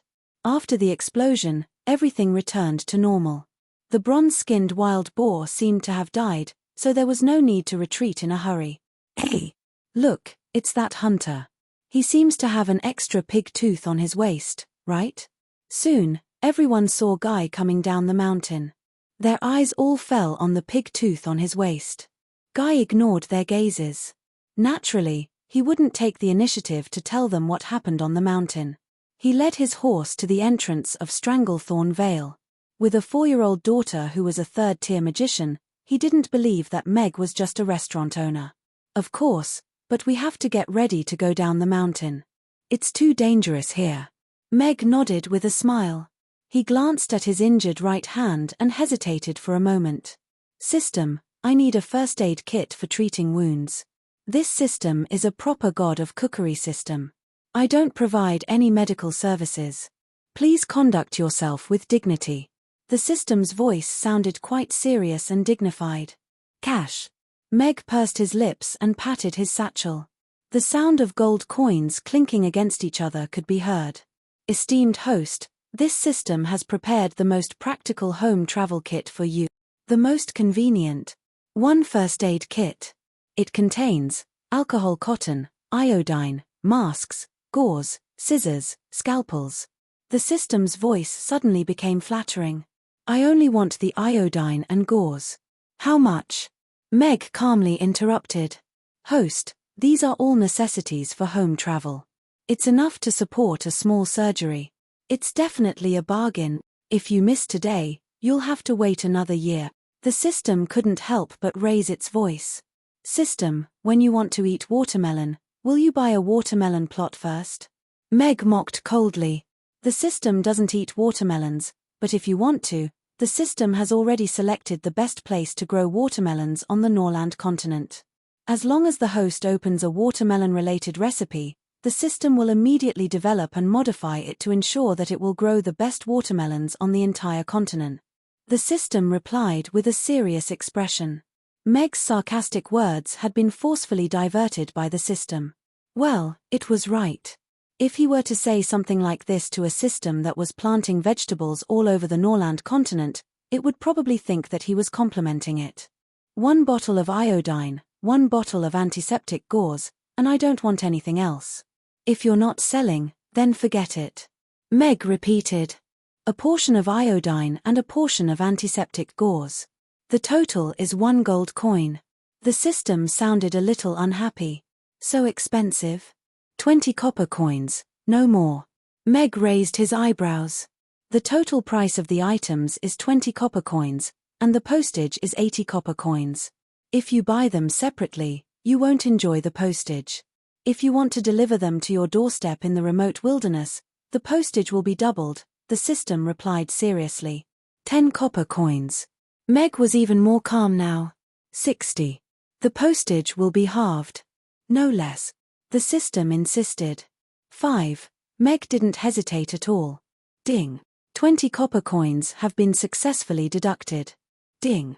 The iodine and antiseptic gauze are ready. Host, please specify the receiving address. The system's voice sounded with a hint of reluctance and helplessness. Let's go to that rock over there. Meg smirked. The system was still too inexperienced to fight with him. He glanced at the big rock at the side. Are we going back? But this big pig and that hot spring. Can't we play a little longer and roast some pork? Amy looked at Meg with a conflicted expression. Meg squatted down and touched the water. The temperature was about 40 degrees. He looked at Amy with a smile and said, "You can take a hot bath at home, but the water temperature is really good. Amy, can you take off your shoes and soak your feet for a while?"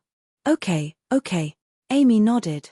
She found a square rock next to the hot spring and sat down. She took off her shoes and played with her feet happily. She turned around and waved at Ugly Duckling, who was standing at the side.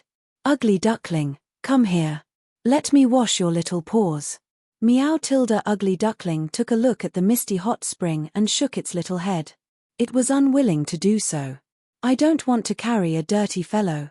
If you don't want to wash your paws, then you can walk back home yourself," Amy said seriously as she looked at its muddy paws.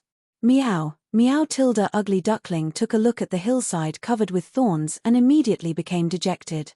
It reluctantly walked toward Amy. Meg shook his head with a smile. This cat's life was really pitiful. He reached out and picked up a small bag of medicine that appeared on the rock. With his back facing Amy, he untied a handkerchief to clean his wound and wrapped it with a few layers of antiseptic gauze. Life was even more precious in this world. Furthermore, as a chef, it was very important to have a pair of good hands. Although the wound wasn't serious, it would probably affect his cooking for the next few days. After bandaging his wound, Meg tricked the system into giving him a rope. He tied the turkey on the ground and pulled the knot.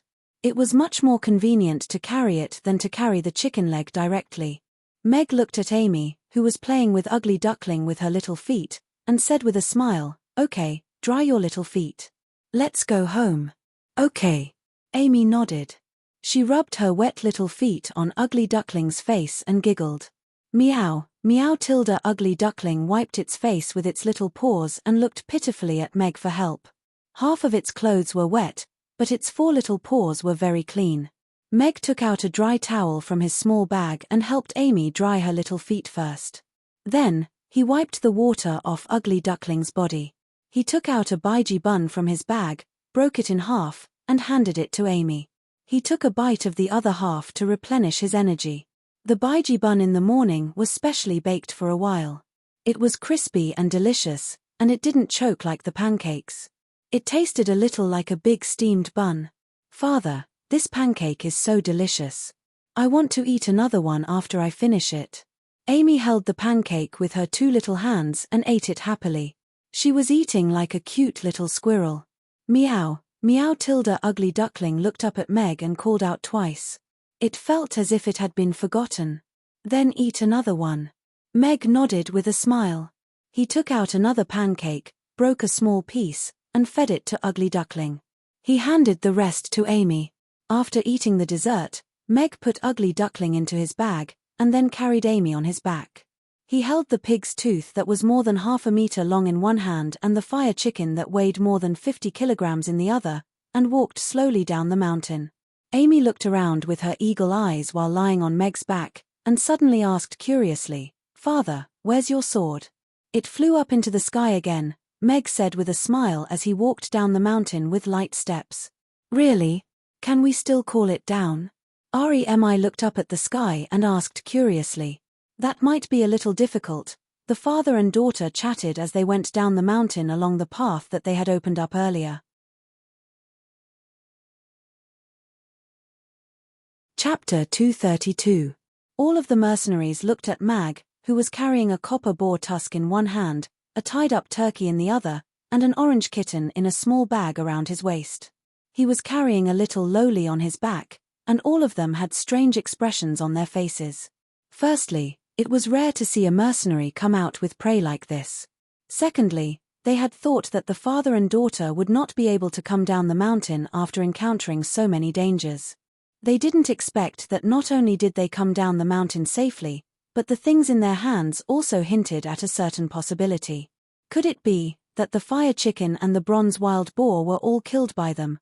A mercenary sitting in a carriage asked as he looked at the boar's tusk in Mag's hand, and swallowed his saliva.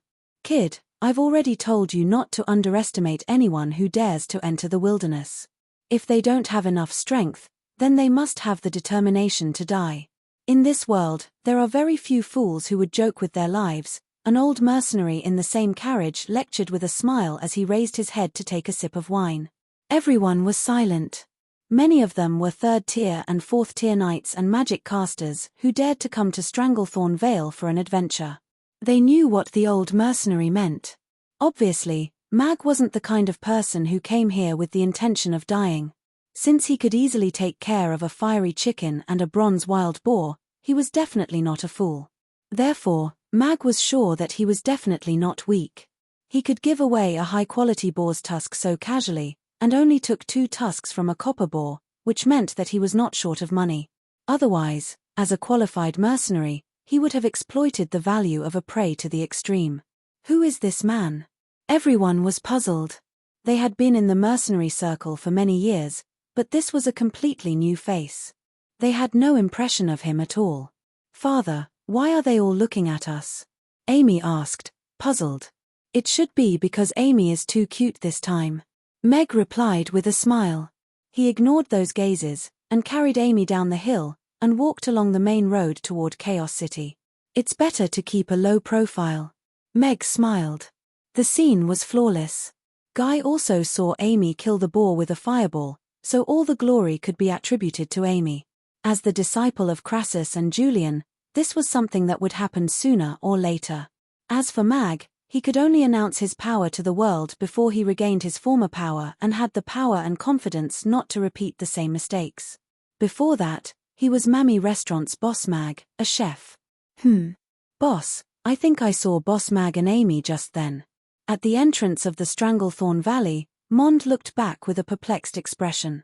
Sargeras shook his head, and patted Mond's shoulder as he said, "That's impossible. If Boss Mag were to leave the city, he would definitely take Little Boss to the north.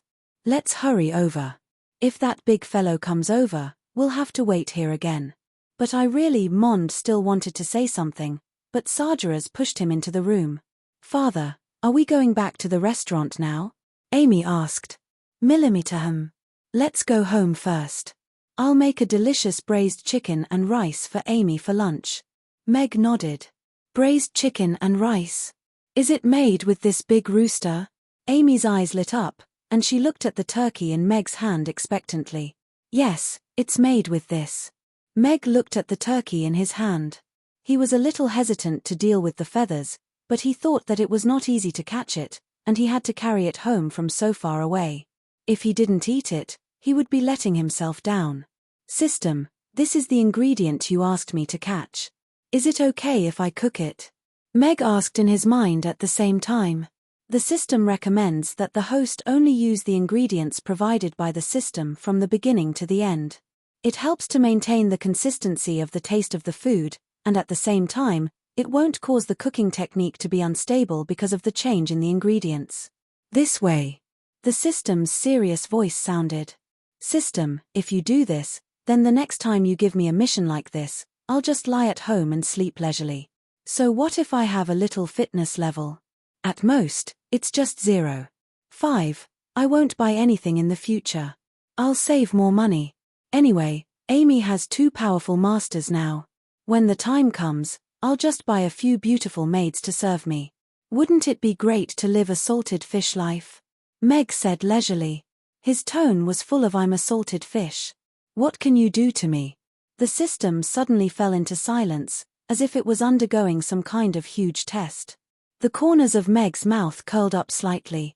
He wasn't in a hurry to rush the system. He continued to follow Amy's words as he strolled along. They were still the most eye-catching group on the road. However, the gazes of the mercenaries had already changed from that of a joke to that of envy. They were returning home with a full load so early in the morning. Host, the system has flipped through countless historical books. History tells us that money still needs to be spent because the current circulation and value of the currency relies on the stable and peaceful situation of the continent. But if one day, the war between species breaks out again and the entire continent descends into chaos, the currency system will collapse in an instant. Your savings will immediately become a pile of useless metal. When that time comes, the entire world will enter the stage of bartering. So, saving money is actually a very foolish act. Only when money is spent will it truly belong to you forever. Thinking of relying on a pile of metal and paper money to maintain prosperity for generations to come is simply a fool's dream, the system said seriously. Moreover, as a candidate for the god of cookery, how can you have such salted fish thoughts? How can you be worthy of such a grand transmigration? Are you worthy of those chefs who spent so much effort to curse you into this world? Are you worthy of little Amy, who has just idolized you? Most importantly, if the host's physical strength drops to 0. 5, you'll be no different from a cripple. Then, no matter how beautiful the maids are, what's the use? The host will only be able to watch from the sidelines. System, it looks like you still have to continue learning, Meg sighed and said calmly, can't they sit on me and move on their own? The system fell into a deep silence, accompanied by a few chaotic noises.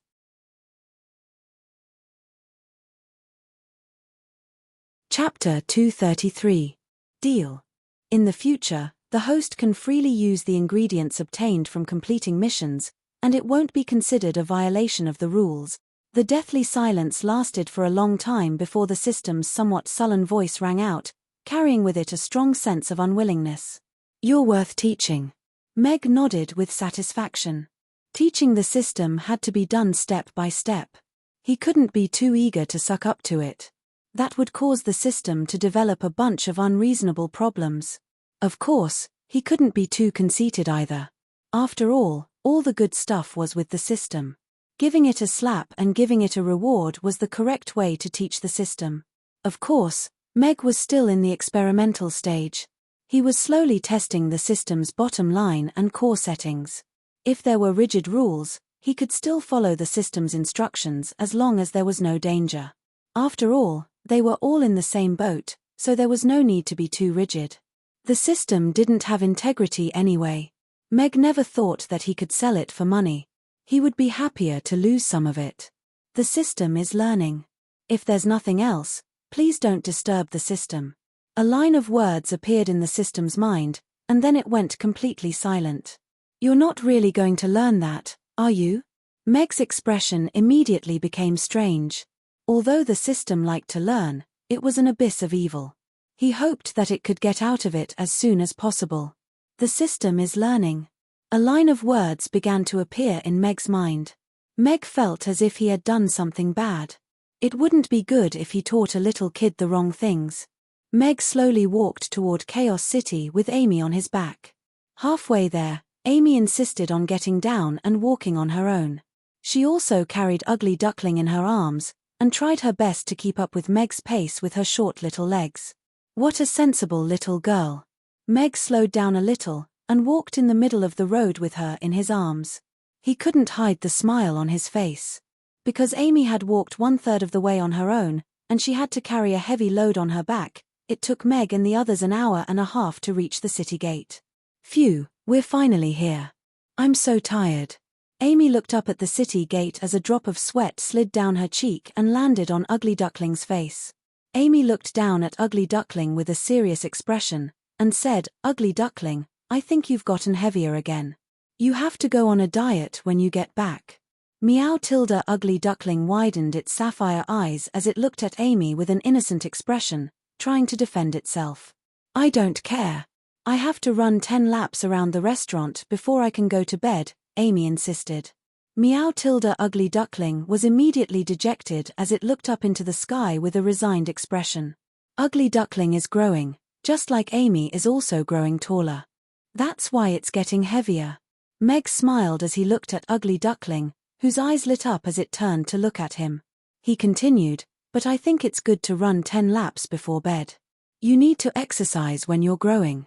Meow tilde. Ugly Duckling continued to look up into the sky. "Let's go. It's great that Amy came here on her own. Come on up, and we'll go on the bike." Meg squatted down with a smile. After Amy got on, they walked into the city. "Huh.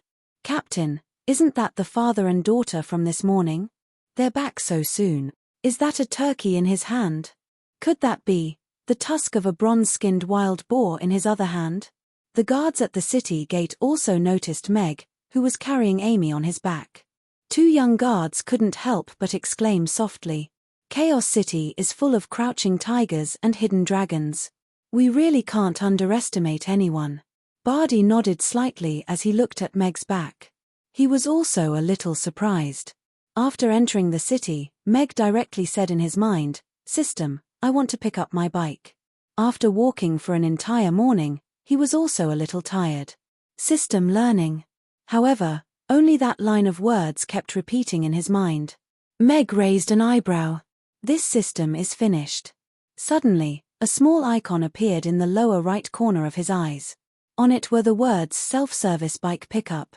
He tried to click on it with his mind, and a 3-dimensional map immediately popped up. It was a map with a radius of 50 meters around him, and it prompted him to choose a location to pick up his bike. Meg looked around, and decided to pick up his bike in the empty alley next to him. After hearing the notification that the bike had arrived, he walked into the alley with Amy. "Get on. Let's go home." Looking at the bicycle parked in the alley, Meg said with a smile, "This system is smart. It knows to set up a self-service bike pickup service. Okay, let's go home." Amy nodded happily. She ran to the bicycle, put Ugly Duckling in the basket, and climbed onto the back seat. Meow tilde. Ugly Duckling clung onto the basket with its little paws, and looked at Amy with a pitiful expression. "Ugly Duckling, hold on." Meg put the pig's tooth in the basket, and got on the bicycle. He held the handle with one hand and the turkey with the other, and the bicycle sped forward. It turned out of the alley, and headed toward the Aden Square. Meow tilde. Ugly Duckling tried its best to hug the pig's tooth, which was rolling around in the basket, to give itself some space. "I hope there aren't any customers at the entrance." Meg looked at his watch. It was 11 o'clock a.m. Usually, there would be customers lining up at the entrance of the restaurant at this time. Since he had said that he would take a day off, he naturally had to keep his word. If he said he would take a day off, then he would take a day off. Meg had to give his hands some time to recover. Fried rice and tofu pudding were fine, but making rugiamo required kneading the dough. The wounds on his hands and right hands couldn't be healed.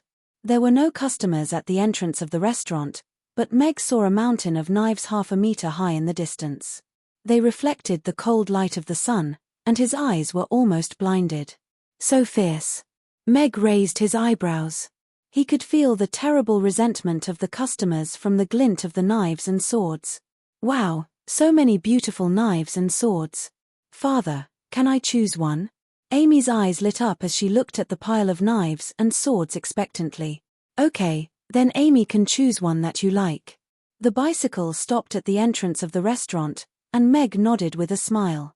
Some of the knives and swords looked very delicate and sharp. Rich people are really different when they are capricious.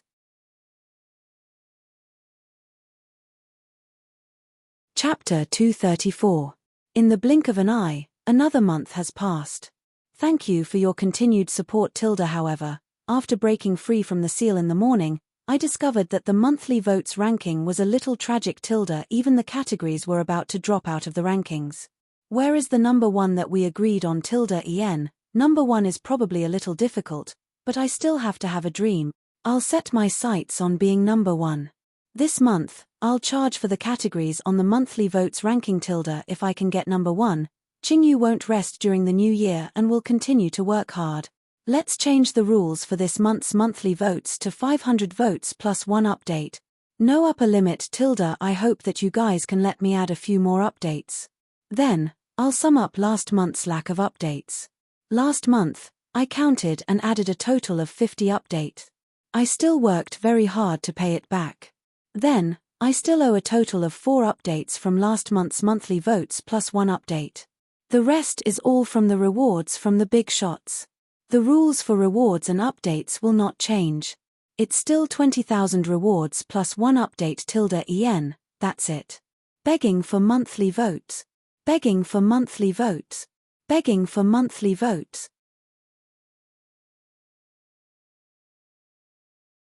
Chapter 235. Meg raised his hand and looked at it. The scar-looking wound had already healed. Except for the new skin that was a little pink, there was no scar at all. The magic that only the core members of the elf race could practice was indeed extraordinary.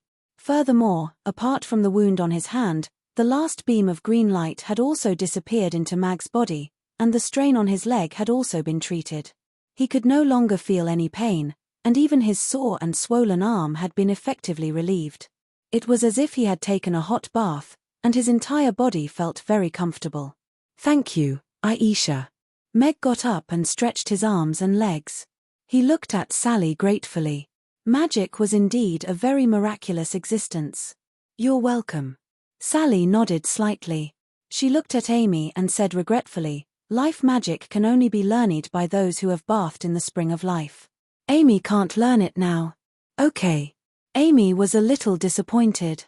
She turned to Meg and asked, Father, should we go find the spring of life to bathe? This might have to be done a little later. Mag shook his head. Sally had only told him half of the story. According to the information he had read yesterday, apart from bathing in the spring of life, a pure elven bloodline was also a prerequisite. Furthermore, only those who had been acknowledged by the tree of life could cultivate it. Okay, then Amy can't learn it for now. Amy nodded. She looked at Meg's hand and said happily, Father's hand is completely healed. Then I can make delicious food for Amy. Amy is hungry. I want to eat that big rooster. Boss, you said that there will be a new dish tomorrow. Is it related to turkey? Yarbemia also looked at Meg curiously. Yes. You probably haven't had lunch yet. Then stay in the shop and eat. I'll make braised chicken for you. Meg nodded with a smile and prepared to take the turkey from Yarbemia. Yarbemia withdrew her hand and said with a smile, Boss, you can go and change your clothes first. I'll help you deal with the turkey. I used to make it in the kitchen. The feathers are very clean. All right, then I'll have to trouble you. Meg looked at Yarbemia's eager eyes and nodded with a smile. If he were to deal with the turkey himself, the scene would be extremely tragic. It would be better to let a professional do it. Come on, let's go upstairs to take a shower and change. Meg picked up Amy and headed upstairs. Does Ugly Duckling want to take a bath? Amy asked as she looked at Ugly Duckling in the basket. Wash one too. Meg picked Ugly Duckling up, and it immediately woke up from its dizzy state upon hearing that it was going to take a bath. It struggled unwillingly in Meg's hands. I don't want an ugly duckling that doesn't bathe, Amy said seriously. Meow. Ugly Duckling immediately gave up. Meg gave Amy and Ugly Duckling a bath first. He changed them into a clean and refreshing aqua blue dress, and tied their hair into 2 cute ponytails. He let the 2 little ones go downstairs to play, and then he turned on the water and took a bath himself. My body is still too weak. It's not a problem for me to face a first-tier magic beast, and I might be able to fight a second-tier magic beast. But if it's a third-tier magic beast, I can only run,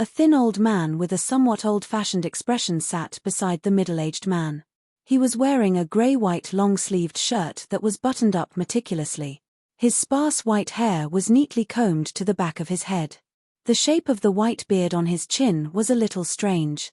The lower end of the beard was not naturally pointed, but had been cut flat in the middle. Therefore, the shape of his face was a little square and looked even more old-fashioned. "President, do you have any other instructions?" The middle-aged man bowed and asked humbly. Everyone looked at the old man with respect and awe.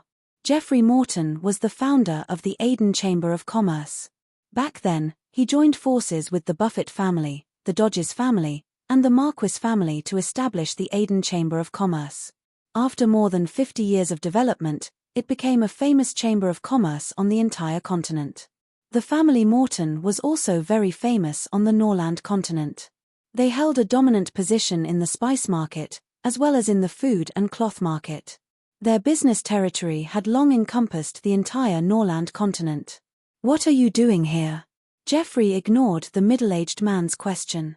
He looked up at the woman in the red dress sitting in the corner. Even though his face was expressionless, one could tell from his sharp gaze that he was a little displeased. Everyone couldn't help but look at the woman.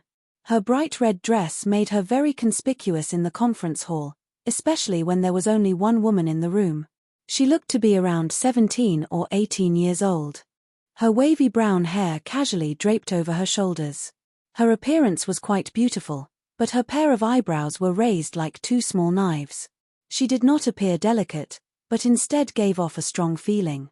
She didn't need any makeup on her tender white face, but her lips were bright red, just like the red dress she was wearing. It was a stark contrast to her snow-white skin, making it hard for people to forget her face and her sexy red lips with just one glance. No one looked at her with disdain in their eyes even though Geoffrey had called her out. Instead, they were all waiting for her response. Hill Buffett held the coin between her fingers. She looked up at Geoffrey without any hint of fear on her face. She smiled and said, "President Geoffrey, as the representative of the Buffett family, why can't I attend a board meeting of the Aden Chamber of Commerce? Our three major families generally don't excessively participate in the decisions of the Aden Chamber of Commerce, but we can't forget that we're also founders of the Aden Chamber of Commerce." Hill's voice was very calm, but there was a sharp glint in her eyes as she looked at Geoffrey. Their age gap didn't inspire any fear or respect in her. The entire conference room fell deathly silent. No one dared to make a sound. The leader of the Buffett family was also one of the founders of the Aden Chamber of Commerce. The Buffett family's half-gold, half-dragon insignia could be found all over the Norland continent. Anyone with a deposit certificate from the Buffett family could withdraw all of their money from any Buffett bank on the continent. This greatly reduced the amount of trouble and danger that merchants had to face when carrying large amounts of cash. Even the ruling class of all races had guaranteed the safety of the Buffett Bank, and it was undoubtedly the #1 bank in the world. Miss Hill Buffett wasn't just a pretty face. She had been in and out of the bank since she was 3 years old. By the time she was 6 years old, she had become an accountant in a bank, and by the time she was 10 years old, she had opened her first bank. On the day of her 18th birthday, the leader of the Buffett family announced that Miss Hill Buffett would be the first in line to inherit the Buffett family as the eldest daughter of the third generation of the Buffett family. While the Buffett family's decision seemed absurd to the outside world, the Buffett family was exceptionally calm internally. Ian Buffett began to take a back seat, and the transfer of power within the family was proceeding in an orderly manner. Everyone began to cooperate with Hill to become the helmsman of the Buffett family. Those who were paying attention to the Buffett family weren't surprised by this. Miss Hill's sudden appearance had accelerated the Buffett Bank, which had been sailing steadily for decades. Her personal savings model had broken the Buffett Bank's sole function of depositing and withdrawing money from other places. The stable monthly interest rate had attracted many ordinary people to deposit their excess cash in Buffett banks. It was convenient and fast to withdraw cash at any time, and Buffett banks had gained a large amount of savings just by relying on this method. It had largely solved the high costs and risks of transferring gold coins from one place to another. "Miss Hill is a genius." This was the only comment Ian Buffett had made about Miss Hill. This alone was enough to establish her position in the Buffett family. To the directors present, Miss Hill's reputation and status was still somewhat inferior to Jeffrey's. However, at the age of 18, she had limitless possibilities. The Buffett family's giant wheel was still accelerating, and in the next few decades, she could stand at the top of the business world. How long did Jeffrey have left? He didn't even have a qualified successor. Choosing a little girl to take the helm? That old man Ian must have fished too much. His brain must have been eaten by the fish. Jeffrey's mood didn't change in the slightest because of Miss Hill's provocative words. He reached for the black cane on the table and stood up. There was a trace of disdain in his voice as he turned and walked towards the door. The directors present all stood up to show their respect for his departure.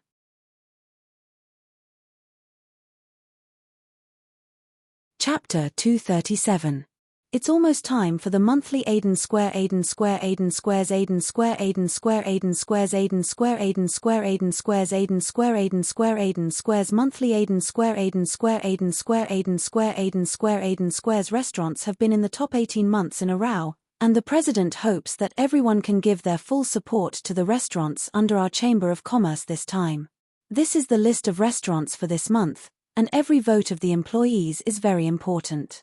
Unity and cooperation are the tenets of the Chamber of Commerce, and also the foundation of our foothold on the Norland continent. There were more than 30 people sitting in a large conference hall. A middle-aged man with meticulously combed hair stood up and announced loudly. 2 servants walked up to each of them and handed out a stack of white name lists. Most of the people sitting in the conference hall were men, all of whom were dressed lavishly, and one could see that they were wearing expensive accessories. Any one of them was a renowned boss in the Aiden Square, as well as a core member of the board of directors of the Chamber of Commerce. However, at this moment, they were all sitting in silence, listening to the middle-aged man speak. There was only a woman in a bright red dress sitting in the corner. She had fiery red lips, and the corners of her lips were slightly curled up as she looked on with a hint of mockery in her eyes. However, she only sat there quietly and didn't say anything. A coin that was half dragon coin and half gold coin was spinning nimbly between her fingers. At the head of the table, next to the middle-aged man, sat a skinny old man with a somewhat old-fashioned expression. He wore a grayish-white buttoned gown, and his sparse white hair was neatly combed to the back of his head. The shape of his white beard was a little strange. The lower end of his beard was not naturally pointed, but it was cut in the middle, so the shape of his face looked a little square, and he looked even more old-fashioned. "President, is there anything else I can do for you?" the middle-aged man asked in a humble manner. Everyone turned to look at the old man with a hint of awe and veneration in their eyes. This was Geoffrey Morton, the founder of the Chamber of Commerce. He had founded the Chamber of Commerce with the Buffett family, the Dodges family, and the Marquis family, and after over 50 years of development, it had become a renowned Chamber of Commerce on the entire continent. The Morton family was also extremely renowned on the Norland continent. They dominated the spice market, as well as food and cloth industries.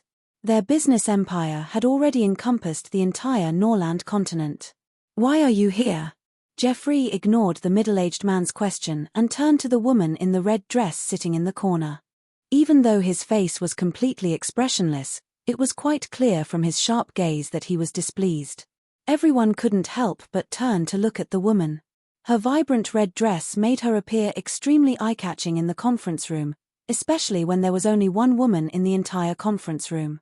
She appeared to be only around 17 or 18 years of age. Her long, wavy brown hair casually draped over her shoulders, and she was quite beautiful. However, her eyebrows were raised like a pair of daggers, and she appeared to be quite domineering instead of delicate. There was no need for any makeup on her tender, white face, but her lips were bright red, just like the red dress she was wearing. It formed a strong contrast with her snow-white skin, making it hard for people to forget that face and those sexy red lips with just one look. Everyone was appraising her in silence, but they didn't seem to be mocking her at all. Instead, they were waiting for her response. The coin on Hill Buffett's fingertip stopped spinning, and the coin, which was unknown whether it was a gold coin or a dragon coin, was held in his hand. He looked up at Geoffrey, and there was no hint of fear or retreat on his face as he said with a smile, President Jeffrey, as the representative of the Buffett family, why can't I attend the board meeting of the Chamber of Commerce? Our three major clans generally don't participate too much in the Chamber's decisions, but don't forget that we're also the founders of the Chamber, and we're also members of the Chamber's board of directors, right? Hill's voice was very calm, but she was appraising Jeffrey with a sharp gaze. Her age gap didn't seem to strike her with any awe or veneration. The entire conference room was deathly silent, and no one dared to utter a single sound as they looked on. The leader of the Buffett family was also one of the founders of the Chamber of Commerce, and the Buffett family's bank had been established throughout the entire Norland continent. With a certificate of deposit from the Buffett Bank, one could withdraw all of their money from any Buffett bank on the entire continent. This drastically reduced the risks and inconveniences faced by merchants carrying large amounts of cash around.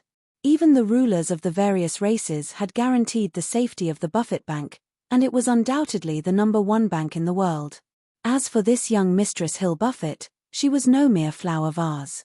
She began working in banks at the age of 3, became an accountant at the age of 6, and established her own bank at the age of 10. On the day of her 18th birthday, the leader of the Buffett family announced that Hill Buffett had completely defeated the second-generation heir of the Buffett family, and as the eldest daughter of the third generation of the Buffett family, she became the first-in-line heir to the Buffett family. In response to this decision, which appeared to be absurd to the outside world, the Buffett family was very calm. Ian Buffett began to take a back seat, and the succession of power within the family was also progressing in an orderly manner. Everyone began to cooperate with Hill to become the leader of the Buffett family. Those who truly paid close attention to the Buffett family were not surprised by this. Hill's sudden appearance had sped up the massive Buffett Bank, which had been operating steadily for several decades. The personal savings model that she had invented had broken the Buffett Bank's sole function of depositing and withdrawing money from other locations. The stable monthly interest rate attracted many ordinary people to deposit their excess cash in the Buffett Bank. The fact that they could withdraw cash at any time was very convenient and fast, and the Buffett Bank had earned a large sum of money just by relying on this feature alone. To a large extent, the high fees and risks associated with transferring gold coins to other locations had been resolved. Hill is a genius. This was the only evaluation that Ian Buffett had of Hill.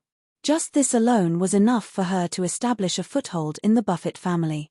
To the board members present, Hill's reputation and status were still somewhat inferior to that of Jeffrey's, but the fact that she was only 18 years old gave her limitless possibilities. The Buffett family was still accelerating, and in the next few decades, she would be standing at the pinnacle of the entire business world. As for how much longer could Jeffrey live? He didn't even have a qualified successor. Choosing a little girl to steer the ship. Looks like that old coot Ian has been fishing too much, and his brain has been eaten by the fish. Jeffrey's expression did not change in the slightest in response to Hill's provocative words. He picked up his black cane from beside the table, and rose to his feet with a hint of disdain in his voice as he departed toward the door. All of the board members present rose to their feet to express their respect for his departure.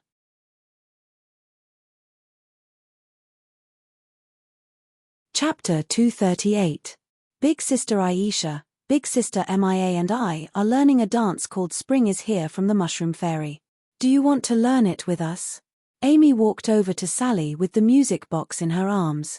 She followed her gaze into the kitchen, and said with a smile, I know that father is very handsome, but don't keep staring at him. Teacher Luna says that it's not very ladylike. Sally opened her mouth and looked at Amy, who seemed to have seen through everything. She didn't know how to explain herself. She was sure that she really was just thinking about the new dish. Although, she had to admit that Meg did look very handsome when he was cooking seriously, she definitely wasn't looking at him in secret. Spring is here. Sally blushed for some reason, and she quickly changed the subject according to Amy's words. Yes, it's super beautiful. Amy nodded seriously. She placed the music box on the table and clicked start. She smiled, and said, if you don't believe me, you can take a look. The music of Elysium Bliss began to play.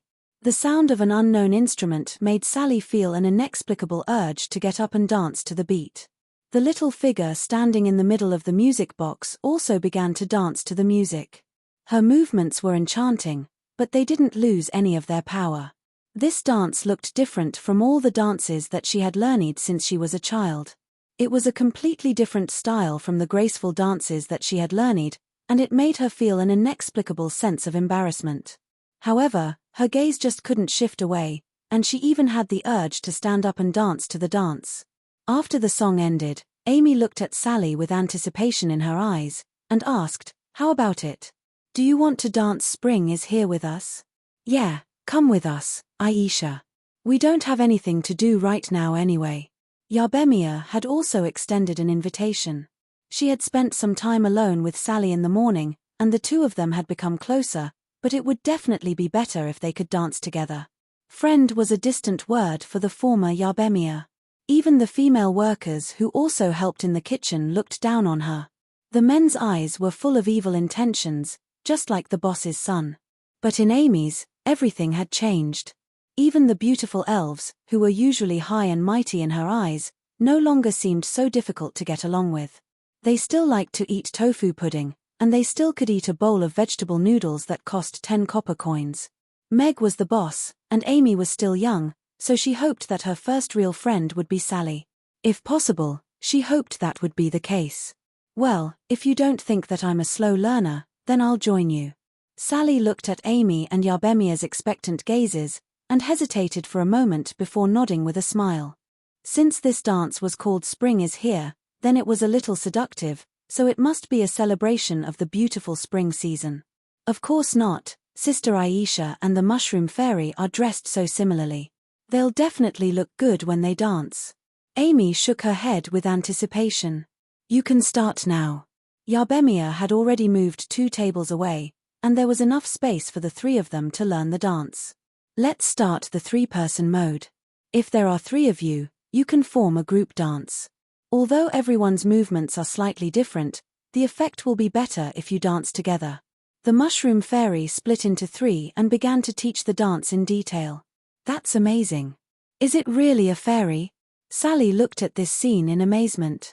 She had thought that it was just a toy that Meg had made for Amy, but the fairy in the music box looked exactly like a real fairy. She was very smart and seemed to know a lot.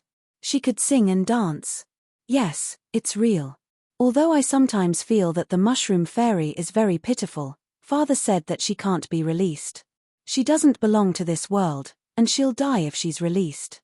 Amy nodded and looked at the fairy in the music box with pity. "She's so pitiful." Sally and Yarbemia also looked at the fairy with pity. "Hurry up and learn. Do your best." The fairy's cheerful voice sounded, and she began to demonstrate the dance moves seriously. "I'm so touched. She's so pitiful, but she still maintains such a positive attitude towards life. She's teaching us seriously. We should learn well," Yarbemia said seriously. "Yes, we should learn seriously." Sally and Amy nodded and then began to learn with earnest expressions. Sally has also joined in. A fairy in a cheongsam, a half-dragon in a maid costume, a magic loli. "I think this kind of Elysium Jodo will work." Meg looked back and saw that Sally had also joined in learning the Elysium Jodo. He was surprised and a little expectant. The Elysium Jodo's singing and the Mushroom Fairy's detailed explanation echoed in the restaurant. The 3 of them had just met not long ago, but they already looked very harmonious. From time to time, they would even correct each other's movements and laugh together. They looked very happy. Mag watched his daughters learn to dance as he cooked. He was very relaxed. Of course, it was also very pleasing to the eyes to admire the dance moves of the 2 beauties. Yarbemia's dance moves were a little stiff, while Sally, who was clearly adept at singing and dancing, had a good foundation in dance. Even though she was a little late to the party, she had already learned the basics, so she quickly picked up the dance moves. She was already beginning to look a little like the Mushroom Fairy in her cheongsam. An hour later, Meg came out of the kitchen with 4 bowls of braised chicken on a tray. He placed them gently on the table, and then went back in to get some rice. As soon as the kitchen door opened, the tantalizing aroma of braised chicken wafted out. The delicious meat and fresh mushroom aroma immediately attracted the attention of the 3 girls, who were completely immersed in the dance. Their eyes lit up at the sight of the 4 bowls on the table. Ugly Duckling, who was lying on the counter, also stared at the braised chicken on the table with wide eyes. It crawled over to the edge of the counter. Wow! It smells so good. Father, is this braised chicken? Amy was the first to run over. She looked at the golden braised chicken in the bowl, and then at Meg, who was carrying 4 bowls of rice out of the kitchen. Millimeter Chem. Go wash your hands and eat. There's only one dish for lunch today, braised chicken. Meg nodded with a smile as he placed the 4 bowls of rice down one by one. Yay! I want to eat this delicious rooster. Amy nodded with elation. She turned off the music box and was the first to make her way to the kitchen. It'll definitely be delicious. Yarbemia also made her way to the kitchen. I can't eat too much meat, but this shiitake mushroom really smells good, and it feels a little familiar. Sally's eyes also lit up as she followed them into the kitchen to wash her hands.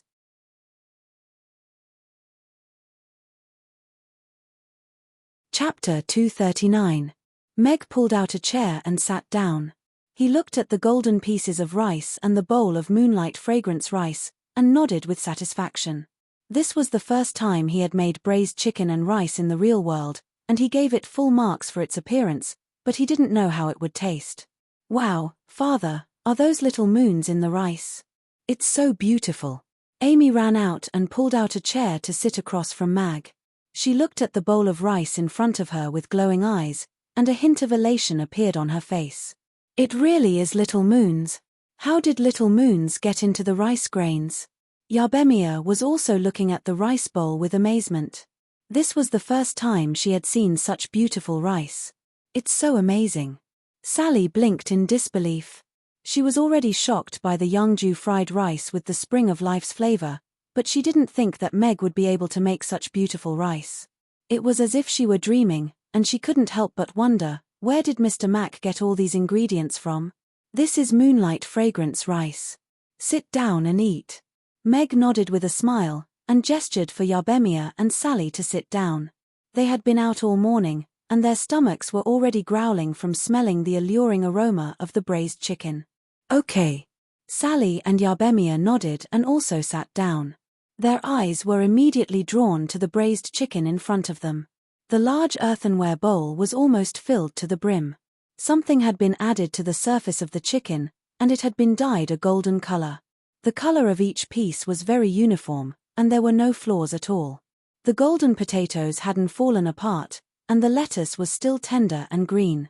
The shiitake mushrooms that had been cut into strips were scattered among the chicken pieces, and the green and red peppers were interspersed among them, giving the dish an even more eye-catching color.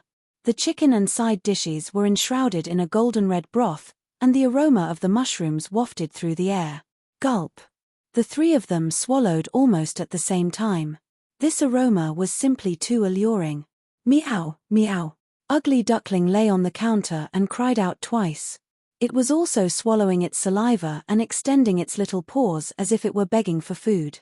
However, the 4 of them who were distracted by the delicious food ignored it and picked up their chopsticks at the same time. It should be fine to eat more side dishes and less chicken, right?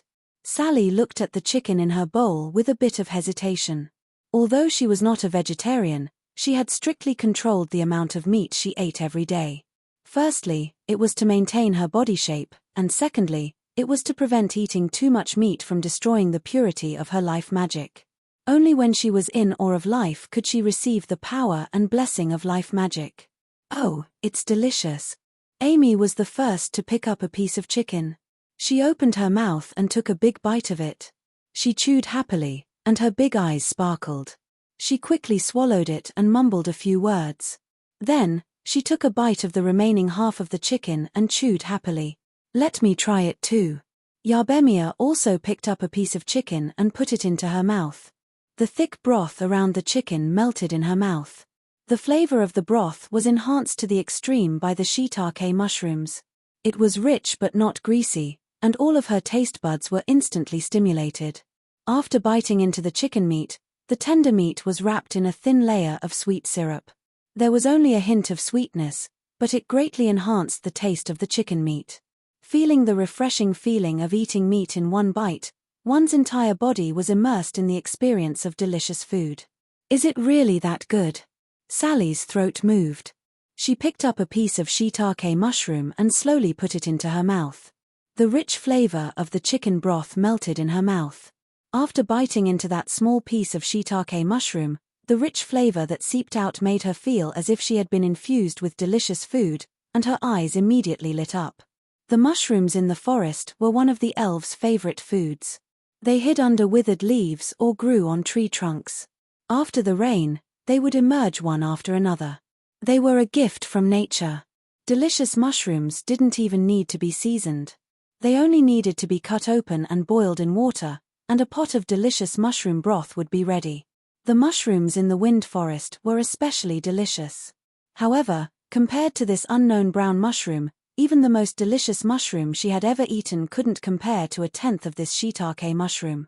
The freshness of the mushrooms had seeped into the chicken broth, but it didn't lose any of its original flavor. After absorbing the chicken broth, the mushrooms became even more delicious and refreshing. How can mushrooms be so delicious? Sally looked at the braised chicken, and felt as if her worldview had been shattered. She had once thought that the mushrooms in the wind forest were the best on the entire continent, but it looked like that wasn't the case at all. Remi scooped a spoonful of rice into her mouth, and chewed happily. Moon rice is delicious too. Little Moon tastes so sweet, she said happily. Then eat another bowl after you're done. Also, this rice will become even more delicious after being sprinkled with chicken broth, Meg said with a smile. Looking at the joyful and blissful expressions on their faces, he naturally felt a sense of accomplishment. There was nothing happier than having the food he made recognized. He scooped up a few spoonfuls of chicken broth and poured it into the rice bowl. The reddish-golden chicken broth was quickly absorbed by the rice, and the white rice turned into a reddish-golden color. The little moon in the center of the bowl seemed to be glowing under the light, making it look even more alluring. Meg scooped up a spoonful of rice and put it into his mouth. After chewing for a while, his eyes immediately lit up.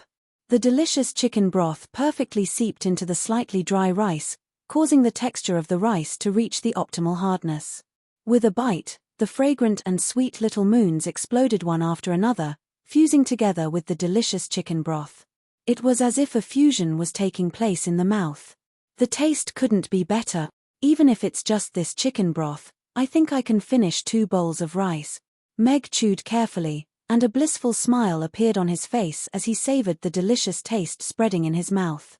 2 horse-drawn carriages stopped at the entrance, and Gudnia and Devoe jumped down from the first carriage. A young magic caster in a black magician's robe and a young knight in silver light armor with a long sword strapped to his waist alighted from the second carriage, and stopped beside Gudnia and the others. You're tuning in to the Dreamy Chapters YouTube channel. We're so grateful for your support, and don't forget to subscribe to join us on this incredible journey through captivating stories. Your generosity through donations truly makes a world of difference, as it's the primary source of revenue that allows me to expand and enhance this channel for you. Thank you from the bottom of my heart for being a part of this adventure.